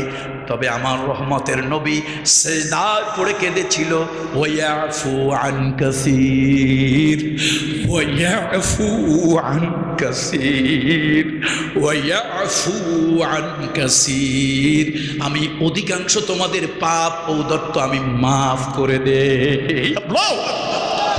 আমি অধিকাংশ মাফ করি আমার রহমতের নবীর দিকে তাকাইয়া। বেটা তুই কি হয়েছিস? দুদিনের টাকা, দুদিনের পয়সা, কত পয়সাওয়ালাকে আমি আল্লাহ তাআলা সকালে বাদশা, বিকালে রাস্তার ফকির বানিয়ে ছেড়ে দিয়েছি। আমি আল্লাহ তাআলা কত ফকিরের মাথায় রাজ মুকুট পড়াইয়া রাজ সিংহাসনে আমি আল্লাহ বসায় দিয়েছি। অতুইজ্জু মান তাশা ওয়া তুযিল্লু মান তাশা বিয়াদিকাল খায়র। আমি আল্লাহ তাআলা যা ইচ্ছা তাই করতে পারি, তবে আমি আমার রহমতের নবীর কারণে, কার কারণে? আমার রহমতের নবীর কারণে। ওয়ায়াফু আন কাসীর, আমি মাফ করে দেই, ক্ষমা করে দেই, এক্সকিউজ করে দেই। আমি আল্লাহ দেখেও না দেখার ভান করি। না হলে তোরা যা করিস, তোরা যা করিস, তোদের ঔদত্ত, তোদের সীমা লঙ্ঘন, পৃথিবী থেকে তোরা ডিস্ট্রয় হয়ে যাওয়ার কথা। রাগ করতেছেন আপনারা? অসন্তুষ্ট হচ্ছেন? জমিনে কার ওসিলায় চলে? আল্লাহর হাবিবের ওসিলায়। ওয়ায়াফু আন কাসীর, মাফ করেন তিনি বেশি, ধরেন কম। দুই একটা যা ধরেন একেবারে ছাড়ে দেন, মানে সাসাসোলা করে ছাড়েন। এবার আল্লাহ তাআলা বলেন, শোনো, এই পৃথিবীতে আমি আল্লাহ তাআলা যদি কোনো পরিকল্পনা করি, আমার পরিকল্পনা কেউ নস্যাৎ করে দিতে পারে না। আমি আল্লাহর পরিকল্পনা কেউ ব্যর্থ করে দিতে পারে না। আমি আল্লাহ বিপদ দিয়ে কারে কাছে নেই, আবার গজব দিয়ে কাউরে শেষ করে দে। আল্লাহু আকবার। দেখেন, শুনতেছেন তো আপনারা নাকি ঘুমায় পড়ছেন? শুনতেছেন তো? একই বিপদ, কান খুলে শোনেন, একই বিপদ দুইজনের উপর আসছে। একজনের নাম হলো আইয়ুব, পড়েন আলাইহিস সালাম। একই বিপদ, সেম এজ লাইক, এক্সাক্ট, অনুরূপ। অবিকল, একই বিপদ। একজনের নাম আইয়ুব, তার উপরে আলাইহিস সালাম এই বিপদ আসলো। আল্লাহ যা কাছে ছিল ওই বিপদ তারে আল্লাহ আরো কাছে নিয়ে গেল, আরো করিব নিকট করে দিল। আর একজনের নাম হলো আবু লাহাব। একটা সোশ্যাল স্ট্যাটাস তার ছিল, সামাজিক মর্যাদা অবস্থান ছিল। মক্কার শাসকদের ভিতরে আবু সুফিয়ানের পরেই যার মর্যাদা সম্মান ছিল। সেই মানুষটার উপরে একই প্যান্ডামিক। আপনারা বলেন করোনা ভাইরাস, সেই যুগে তার করোনা আবিষ্কার হয় না। একই ভাইরাস, একই প্যান্ডামিক তার উপরে এলো। আল্লাহ লানাত, বেইজ্জত নিয়ে দুনিয়া থেকে বিদায় হয়ে গেল। জিনিস কয় রকম? একই রকম, কিন্তু দুইজনের উপরে দুই রকম। যেমন ধরুন আল্লাহ তাআলা বলছেন, ওয়া আইয়ুবা ইয নাদা রাব্বাহু আন্নী মাসসানিয়াদ দুররু ওয়া আনতা আরহামুর রাহিমিন। হযরত আইয়ুব আলাইহিস সালাম তাফসীর ইবনে কাসিরের ভিতরে আসছে, বিরাট অট্টালিকার মালিক ছিল, বিশাল ধন ভাণ্ডারের মালিক ছিল, অনেক প্রাচুর্যের মালিক ছিল। আল্লাহ তাআলা তারে পরীক্ষা করবেন। আইয়ুব আলাইহিস সালামের উপরে আল্লাহ একটা দুর্যোগ দিয়ে দিলেন, একটা মহামারী দিয়ে দিলেন, একটা প্যান্ডামিক দিয়ে দিলেন। আল্লাহ তাআলা আইয়ুব জানে না তার উপরে কি হয়েছে। প্রথম শরীরে ঘা শুরু হলো, ওই ঘায়ের মধ্যে পোকা হয়ে গেল। তারপরে আস্তে আস্তে দুর্গন্ধ বাড়তে লাগলো, ধন দৌলত সব চলে গেল, বন্ধু বান্ধব আপনজন সব দূরে হয়ে গেল। সুসময় বন্ধু বটে অনেকেই হয়, অসময় হায় হায় কেউ কারণ। কথা ঠিক কিনা বলো? সুদিনে অনেক বন্ধু, টাকা আছে, পয়সা আছে, ক্ষমতা আছে, দেখবেন আপনার পাশে বন্ধু ঘোরে খালি। কিন্তু আল্লাহ না করুন, বলেন আল্লাহ না করুন, বলেন আল্লাহ না করুন। আপনি একটা বিপদে পড়ছেন, দুর্যোগ এখন আপনার চলতেছে, আরে এই বসন্তের কোকিলদের কারো বাটি চালান দিয়ে খুঁজে পাওয়া যায় না, কাউরে আর পাওয়া। হযরত আইয়ুব আলাইহিস সালাম এই দুর্যোগে তিনি পড়লেন। এই দুনিয়ায় যতগুলো রাষ্ট্র আমি ঘুরেছি, সব রাষ্ট্রের আলেমদের কাছে দেখেছি, সব দেশের আলেমদের কাছে দেখেছি, ইবনে কাসির গ্রহণযোগ্য তাফসীর, এর অথেন্টিকেশন, অথেন্টিক। তার কারণ হলো এইটা ওই হাদিসের উদ্ধৃতি দিয়ে তাফসীরটা ইবনে কাসিরের ভিতরে আসছে। এটা আমার কোনো নিজের বানানো বক্তব্য, কথা নয়, ইবনে কাসিরের বক্তব্য। হযরত আইয়ুব আলাইহিস সালাম অঢেল ধন ভাণ্ডার, ধনরত্ন, ঐশ্বর্য, প্রাচুর্যের মালিক ছিলেন। সব শেষ, সব কি বলেন তো, সব শেষ। এখন লোকেরা বলতেছে, এই শোনো, তোমার কারণে আমি আর টিকতে পারতেছি না, এই এলাকা পলিউশন হবে, আক্রান্ত হবে সবাই, তুমি যদি এলাকা না ছাড়ো তোমার জোর করে এলাকা ছাড়া পড়বো। শেষে একজন মানুষ তার বিপদের দিনের বন্ধু, তার স্ত্রী নাম হলো রহিমা। কে বন্ধুকে? রহিমা। ওই বন্ধু তাকে নিয়ে চলে গেল নির্জন এলাকায়। আইয়ুব আলাইহিস সালাম ওখানে পড়ে আস। এই রহিমা বিপদে আপদে তারে চালায়, নিজেও চলে। হযরত আইয়ুব আলাইহিস সালাম একদিন লক্ষ্য করলেন এই জিহ্বাটার মধ্যে ঘা শুরু হয়েছে। আগের মতো স্বচ্ছন্দে জিহ্বাটা লাড়া চাড়ায় আল্লাহ নামের তাসবিহ তিনি পড়তে পারেন না, আল্লাহ নামের জিকির আইয়ুব আলাইহিস সালাম আগের মতো করতে পারেন না। এবার তিনি আল্লাহর কাছে ফরিয়াদ করলেন, রব্বি ইয নাদা রাব্বাহু আন্নী মাসসানিয়াদ দুররু ওয়া আনতা আরহামুর রাহিমিন। আল্লাহ, আমি রোগাক্রান্ত, আমি এই ভাইরাসে আক্রান্ত, আমি মুসিবতের ভিতরে পতিত। আল্লাহ, আমার কেউ নাই, আর তুমি হলে দয়ার সাগর। আল্লাহ তাআলা ডাক দিলেন আইয়ুবকে। আইয়ুব, এতদিন কোনো কথা বলো নাই, সব নিয়ে গেলাম, কোনো প্রতিবাদ করো নাই, কোনো অভিযোগ করো নাই, শিকায়েত করো নাই। আইয়ুব বলে, আল্লাহ কেন করব, কোন জন্য করব? সব ধনভাণ্ডার তো আপনার, আপনি আমাকে বানিয়েছিলেন চৌকিদার, দফাদার, কেয়ারটেকার, হারেস। আপনি আমাকে পাহারাদার বানিয়েছেন, মালিক তো আপনি, আপনারটা আপনি নিয়ে গিয়েছেন, আমার কোনো বক্তব্য নাই, সে নাই। এই দেহ আপনার, এই রূহ আপনার, সব আপনার। আপনি যদি নিয়ে যান, এই গোলামের বলার কিছুই নাই। তাহলে কেন বললেন? আল্লাহ এই জন্য বললাম, এই জিহ্বাটা দিয়া নাড়াচাড়া আপনার নামের তাসবিহ পড়ি, জিকির করি, শান্তি লাগে, মজা লাগে, তৃপ্তি লাগে। যদি জিহ্বায় ঘা হইয়া বন্ধ হয়ে যায়, এই জিহ্বা দিয়া যদি আপনার নামের তাসবিহ যদি না পড়তে পারি, আল্লাহ আমি বাঁচতে পারবো না।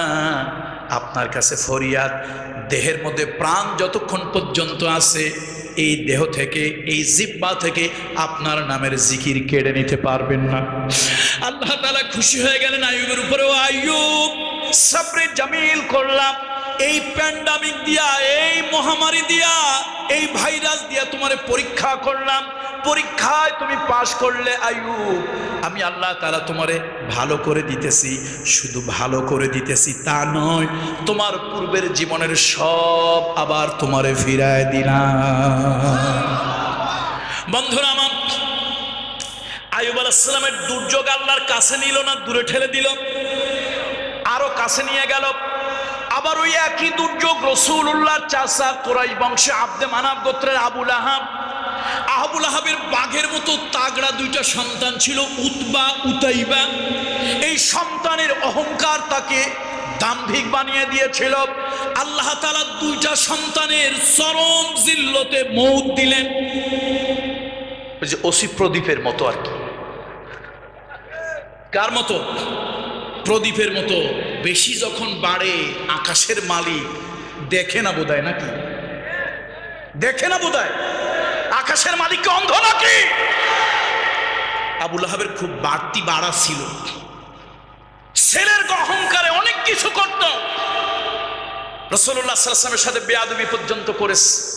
রহমতের নবী কিছু বলেন নাই, কিন্তু আরশের মালিক চুপ থাকেন নাই। আরশের মালিক চুপ থাকেন নাই। আবু লাহাবের দুই ছেলে উতবা, উতাইবা, জিল্লতির মওত। লম্বা কথা, অত কথা বলার সময় নাই। এবার আবু লাহাবের পালা। গায়ের মধ্যে শুরু হলো প্যান্ডামিক, ভাইরাস গায়ের মধ্যে শুরু হয়ে গেল, ঘা হলো, দুর্গন্ধ হলো, বাতাস ভারী হয়ে যাচ্ছে, কেউ কাছে যায় না। তারপরে কখন মারা গেল কেউ জানে না। তার কারণ জানবে কেমনে? কেউ তো জিভে একটু পানি দিতে যায় নাই। কখন মারা গেছে জানা যায় নাই, কেউ টের পায় নাই, কাছেই শুদ্ধা কেউ যায় না। যদি আমি মরে যাই, এই ভয়। শেষে বাতাসটা আগের তুলনায় আরো বেশি দুর্গন্ধময় হয়ে গেল। মক্কার লোকেরা ধরলো কুরাইশ বংশ আব্দে মানাফ গোত্রকে। এই আব্দে মানাফ, শোনো, তোমাদের লোক একটা মরি আছে না বাঁচে আছে তা তো জানি না, ঘরের মধ্যে আছে, এটা দেখো গিয়া। জানের ভয়ে কেউ যায় না, জানের ভয়ে কাছে কেউ কথা বলে না, জানের ভয়ে কাছে কেউ যায় না।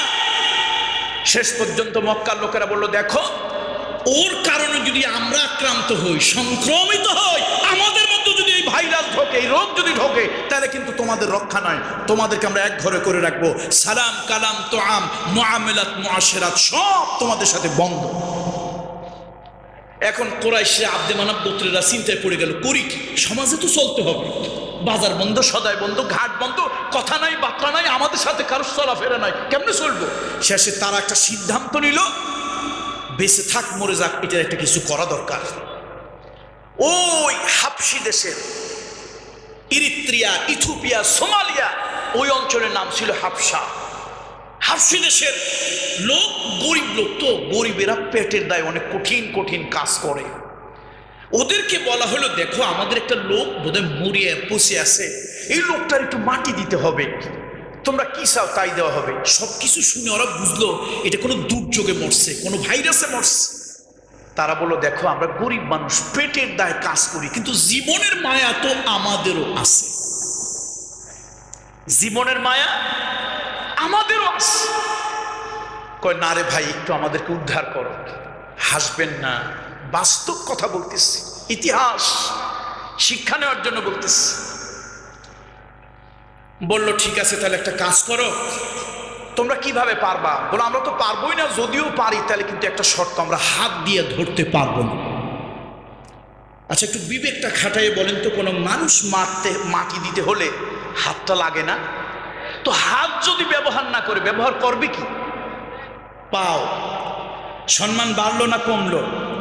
তাহলে মরার আগে ইজ্জত তো এমনি আল্লাহ নিল, এরপরে মরার পরও জিল্লত আল্লাহ কেমনে দিচ্ছে? আপনাদের পায়ে হাত দিয়ে পায়ে ধরে অনুরোধ করতেছি, বিবেকটার একটু কাজে লাগান। খবরদার কখনো অতি বাড়া বাড়বেন না, আবুল আহাবের মতো অতি বাড়া বাড়বেন না।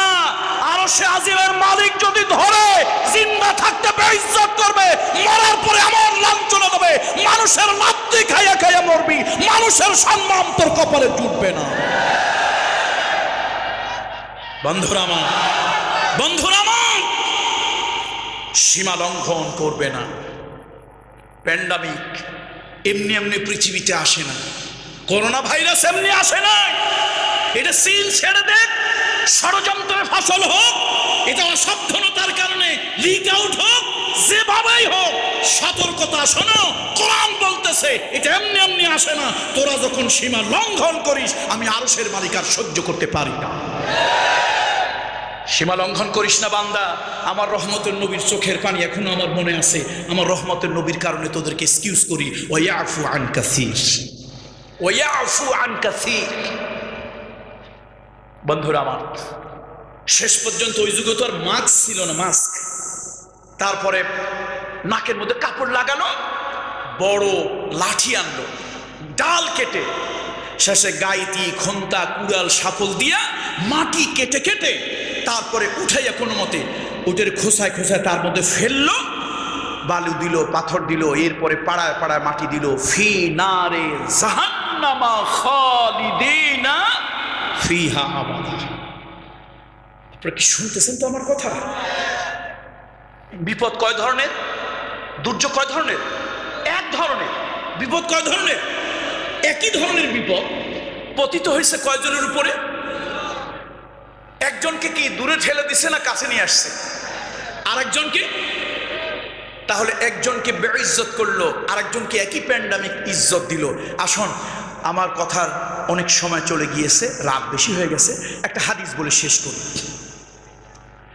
ওয়াফি হাদিসিন সাহিহিন قال النبي صلى الله عليه وسلم والذي نفسي بيده ما يصيب المؤمن من نسب ولا وسب ولا هم ولا حزن إلا كفر الله عنه بها من خطاياه حتى الشوكة يشاكها।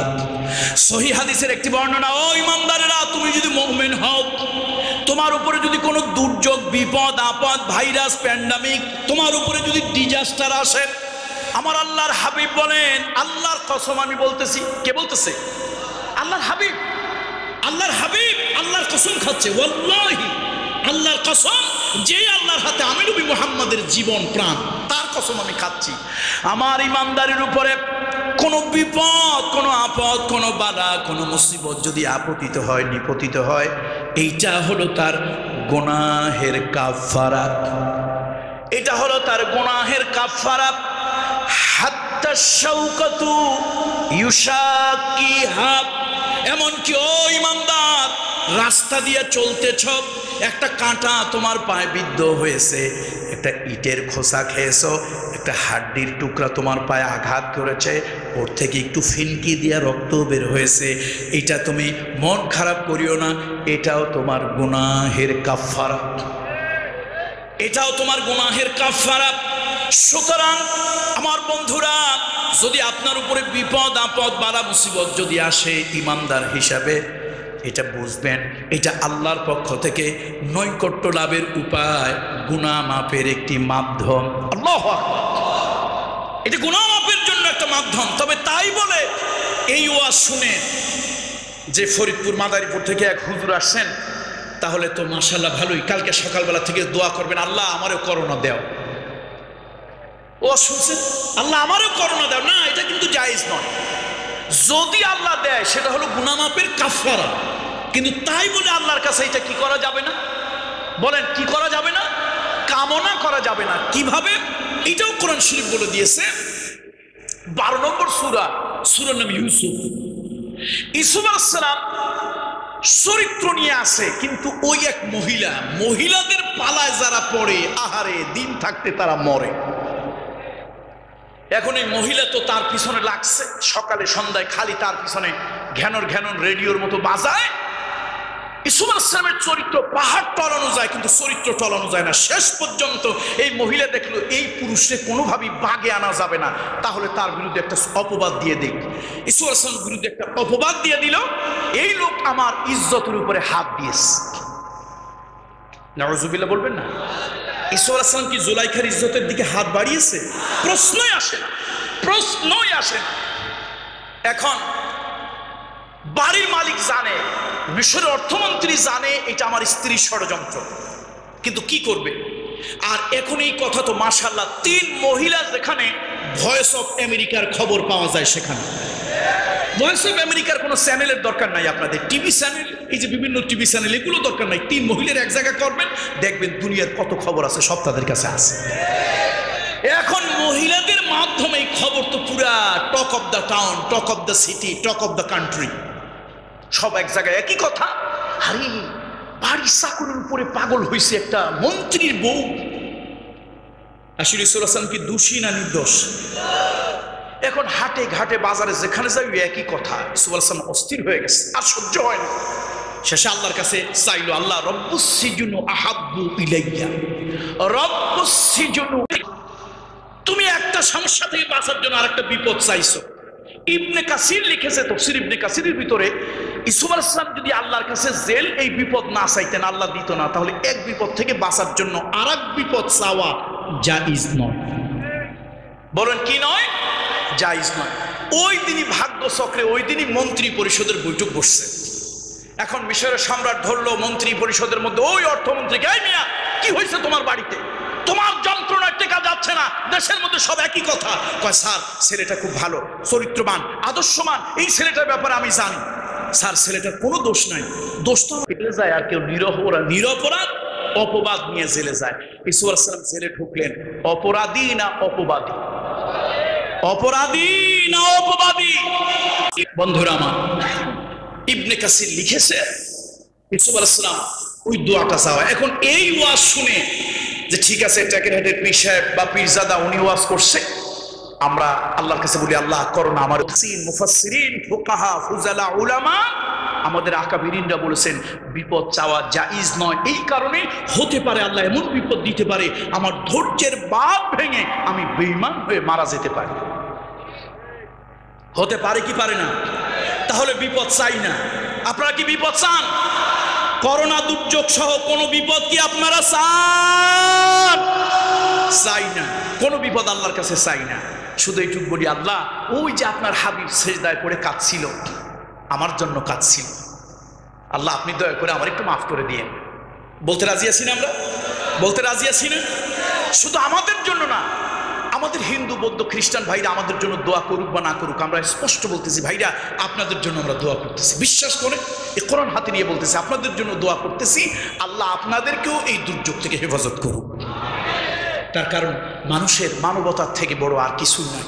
আমার হাবিবে কিবরিয়া, আমার রহমতের নবী ভালোবাসা, মানবতা, উদারতা দিয়ে পৃথিবী জয় করেছে। আমরাও পৃথিবীকে ভালোবাসা, উদারতা, মানবিকতা দিয়ে জয় করতে চাই। রাজি আছি তো? আল্লাহ তাআলা তৌফিক দান করুন। আজকের সিরাত প্রোগ্রামে আর কথা বাড়ালাম না, রাত বেশি হয়ে গিয়েছে, বোধহয় 1 ঘন্টার কথা বলছিলাম, আর একটু বেশি সময় নিয়ে ফেলেছি, ক্ষমা চাচ্ছি সকলের কাছে। আসলে কথা শুরু হলে কথা শেষ না করা, তারপরে অনেক কথা শর্টে হয়েছে। আল্লাহ তাআলা পৃথিবীব্যাপী এই দুর্যোগ থেকে আমাদেরকে হেফাজত করুন। আল্লাহ তাআলা আখিরি পয়গম্বরের উম্মত হিসেবে আমাদের সকলের প্রতি রহম করুন। আল্লাহুম্মা সাল্লি আলা মুহাম্মদ ওয়া আলা আলি মুহাম্মদ কামা সাল্লাইতা আলা ইব্রাহিম ওয়া আলা আলি ইব্রাহিম ইন্নাকা হামিদুম মাজিদ। আল্লাহুম্মা আমিন। ربنا ظلمنا أنفسنا وإن لم تغفر لنا وترحمنا لنكونن من الخاسرين ربنا فاغفر لنا مع الأبرار। আল্লাহ তাআলা হাজির পাড়া সিরাত কমিটির উদ্যোগে রব্বুল আলামিন হযরত মাওলানা মারকাদাহু ওয়া জাআলাল জান্নাতা মাসওয়াহু, আল্লাহ তার ইসালে সওয়াব উপলক্ষে আয়োজিত এই 3 দিন ব্যাপী বিশাল মাহফিল, আল্লাহ তাআলা এই মাহফিল খানা তুমি কবুল ও মঞ্জুর করে নাও রব্বুল আলামিন। এই মাহফিলে তোমার যে বান্দা বান্দিরা আসলো, তোমার যে বান্দা বান্দিরা মাহফিলে বসলো, তোমার দিনের কথা শুনলো, তোমার দিনের কথা শুনলো, দিনের কথা যারা বললো, আল্লাহ তাআলা কিয়ামতের দিন এই মাহফিল সকলের নাজাতের জরিয়া বানিয়ে দিও রব্বুল আলামিন।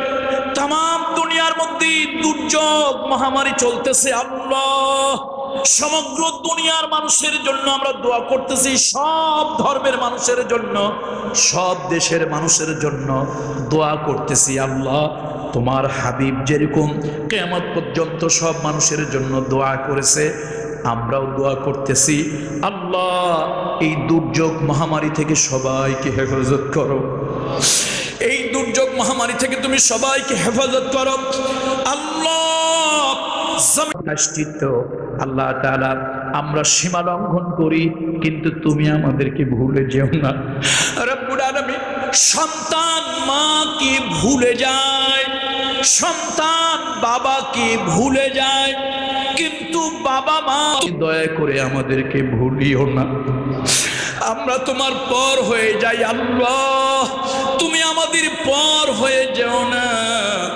আমরা তোমার সাথে নাফরমানি করি, অন্যান্য উম্মতের নাফরমানির কারণে তুমি গজব দিয়েছো, দুর্যোগ দিয়েছো, একবারে গোটা জাতি বরবাদ হয়ে গেছে। তোমার হাবিবের সম্মানে আল্লাহ তুমি আমাদেরকে একবারে ধ্বংস করো নাই আল্লাহ তাআলা। তারপরও গোটা বিশ্ববাসী এই করোনায় বড় দুশ্চিন্তায় আছে। আহারে বিদেশে কত মানুষ কত কষ্টে আছে আল্লাহ, এমন মৃত্যু দিও না। আপনজনদেরকে একটু মুখে পানি দেওয়ার জন্য যে মৃত্যুর সময় পাওয়া যাবে না, ওই মৃত্যু আমাদিগকে দিও না। আপনজনের হাতে গোসল হবে না, এই মৃত্যু আমাদেরকে দিও না।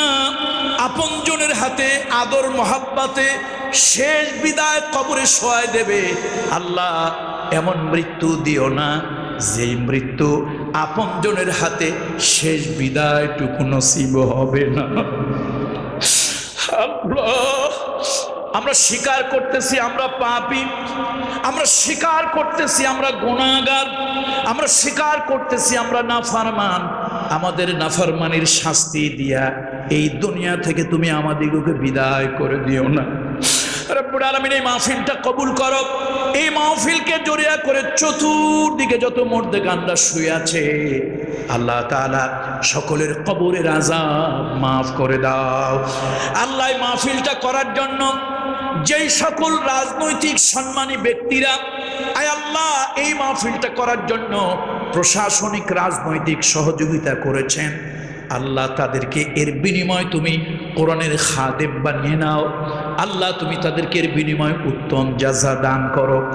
প্রশাসনিক যেই সকল বন্ধুরা ভাইরা কোরআনের জন্য এই সিরাত মাহফিলকে যারা সহযোগিতা করেছেন আয় আল্লাহ, তাদেরকেও বিনিময় তুমি দুনিয়া আখিরাতে জাযা দিও। এলাকার লোকেরা যারা এই 3 দিন ব্যাপী ঐতিহাসিক মাহফিল এর জন্য যারা শ্রম দিলেন, ঘাম দিলেন, পয়সা দিলেন, মেধা দিলেন, যার যতটুকু দিলেন আল্লাহ, তার বিনিময় 1000 গুণ তুমি বাড়িয়ে দিও রব্বুল আলামিন। রব্বুল আলামিন কিয়ামতের দিন কঠিন মুসিবতের সময় তোমার হাবিবে কিবরিয়ার হাতে আমাদেরকে হাউজে কাউসারের পানি নসিব করে দিও আল্লাহ। আল্লাহ দিলের মধ্যে বড় ব্যথা, বড় যন্ত্রণা। আবু জাহাল তোমার রসুলকে দেখলো, আবু লাহাব তোমার রসুলকে দেখলো, মক্কার জালিম কাফেরেরা তোমার হাবিবের গায়ে যারা পাথর মারলো, ওই জালিমেরা তোমার রসুলকে দেখলো, কিন্তু উম্মত হয়ে আমরা দেখতে পারলাম না রব্বুল আলামিন। তোমার কুদরতি কদম ধরে বলি আল্লাহ, তামাম জীবনের ভিতরে একদিনের জন্য হলেও, একবারের জন্য হলেও স্বপ্নের ভিতরে রাসূলুল্লাহর সঙ্গে দেখা করা নসিব করে দিও। মক্কা যাওয়ার তামান্না, মদিনা জিয়ারতের বাসনা যাদের দিলের মধ্যে আছে, মালিক একবারের জন্য হলেও এই মনের বাসনা পূর্ণ করিও। সুবহান রাব্বিকা রাব্বিল ইজ্জাতি আম্মা ইয়াসিফুন ওয়া সালামুন আলাল মুরসালিন ওয়ালহামদুলিল্লাহি আলহামদুলিল্লাহি রাব্বিল আলামিন। আসসালামু আলাইকুম ওয়া রাহমাতুল্লাহি ওয়া বারাকাতুহু।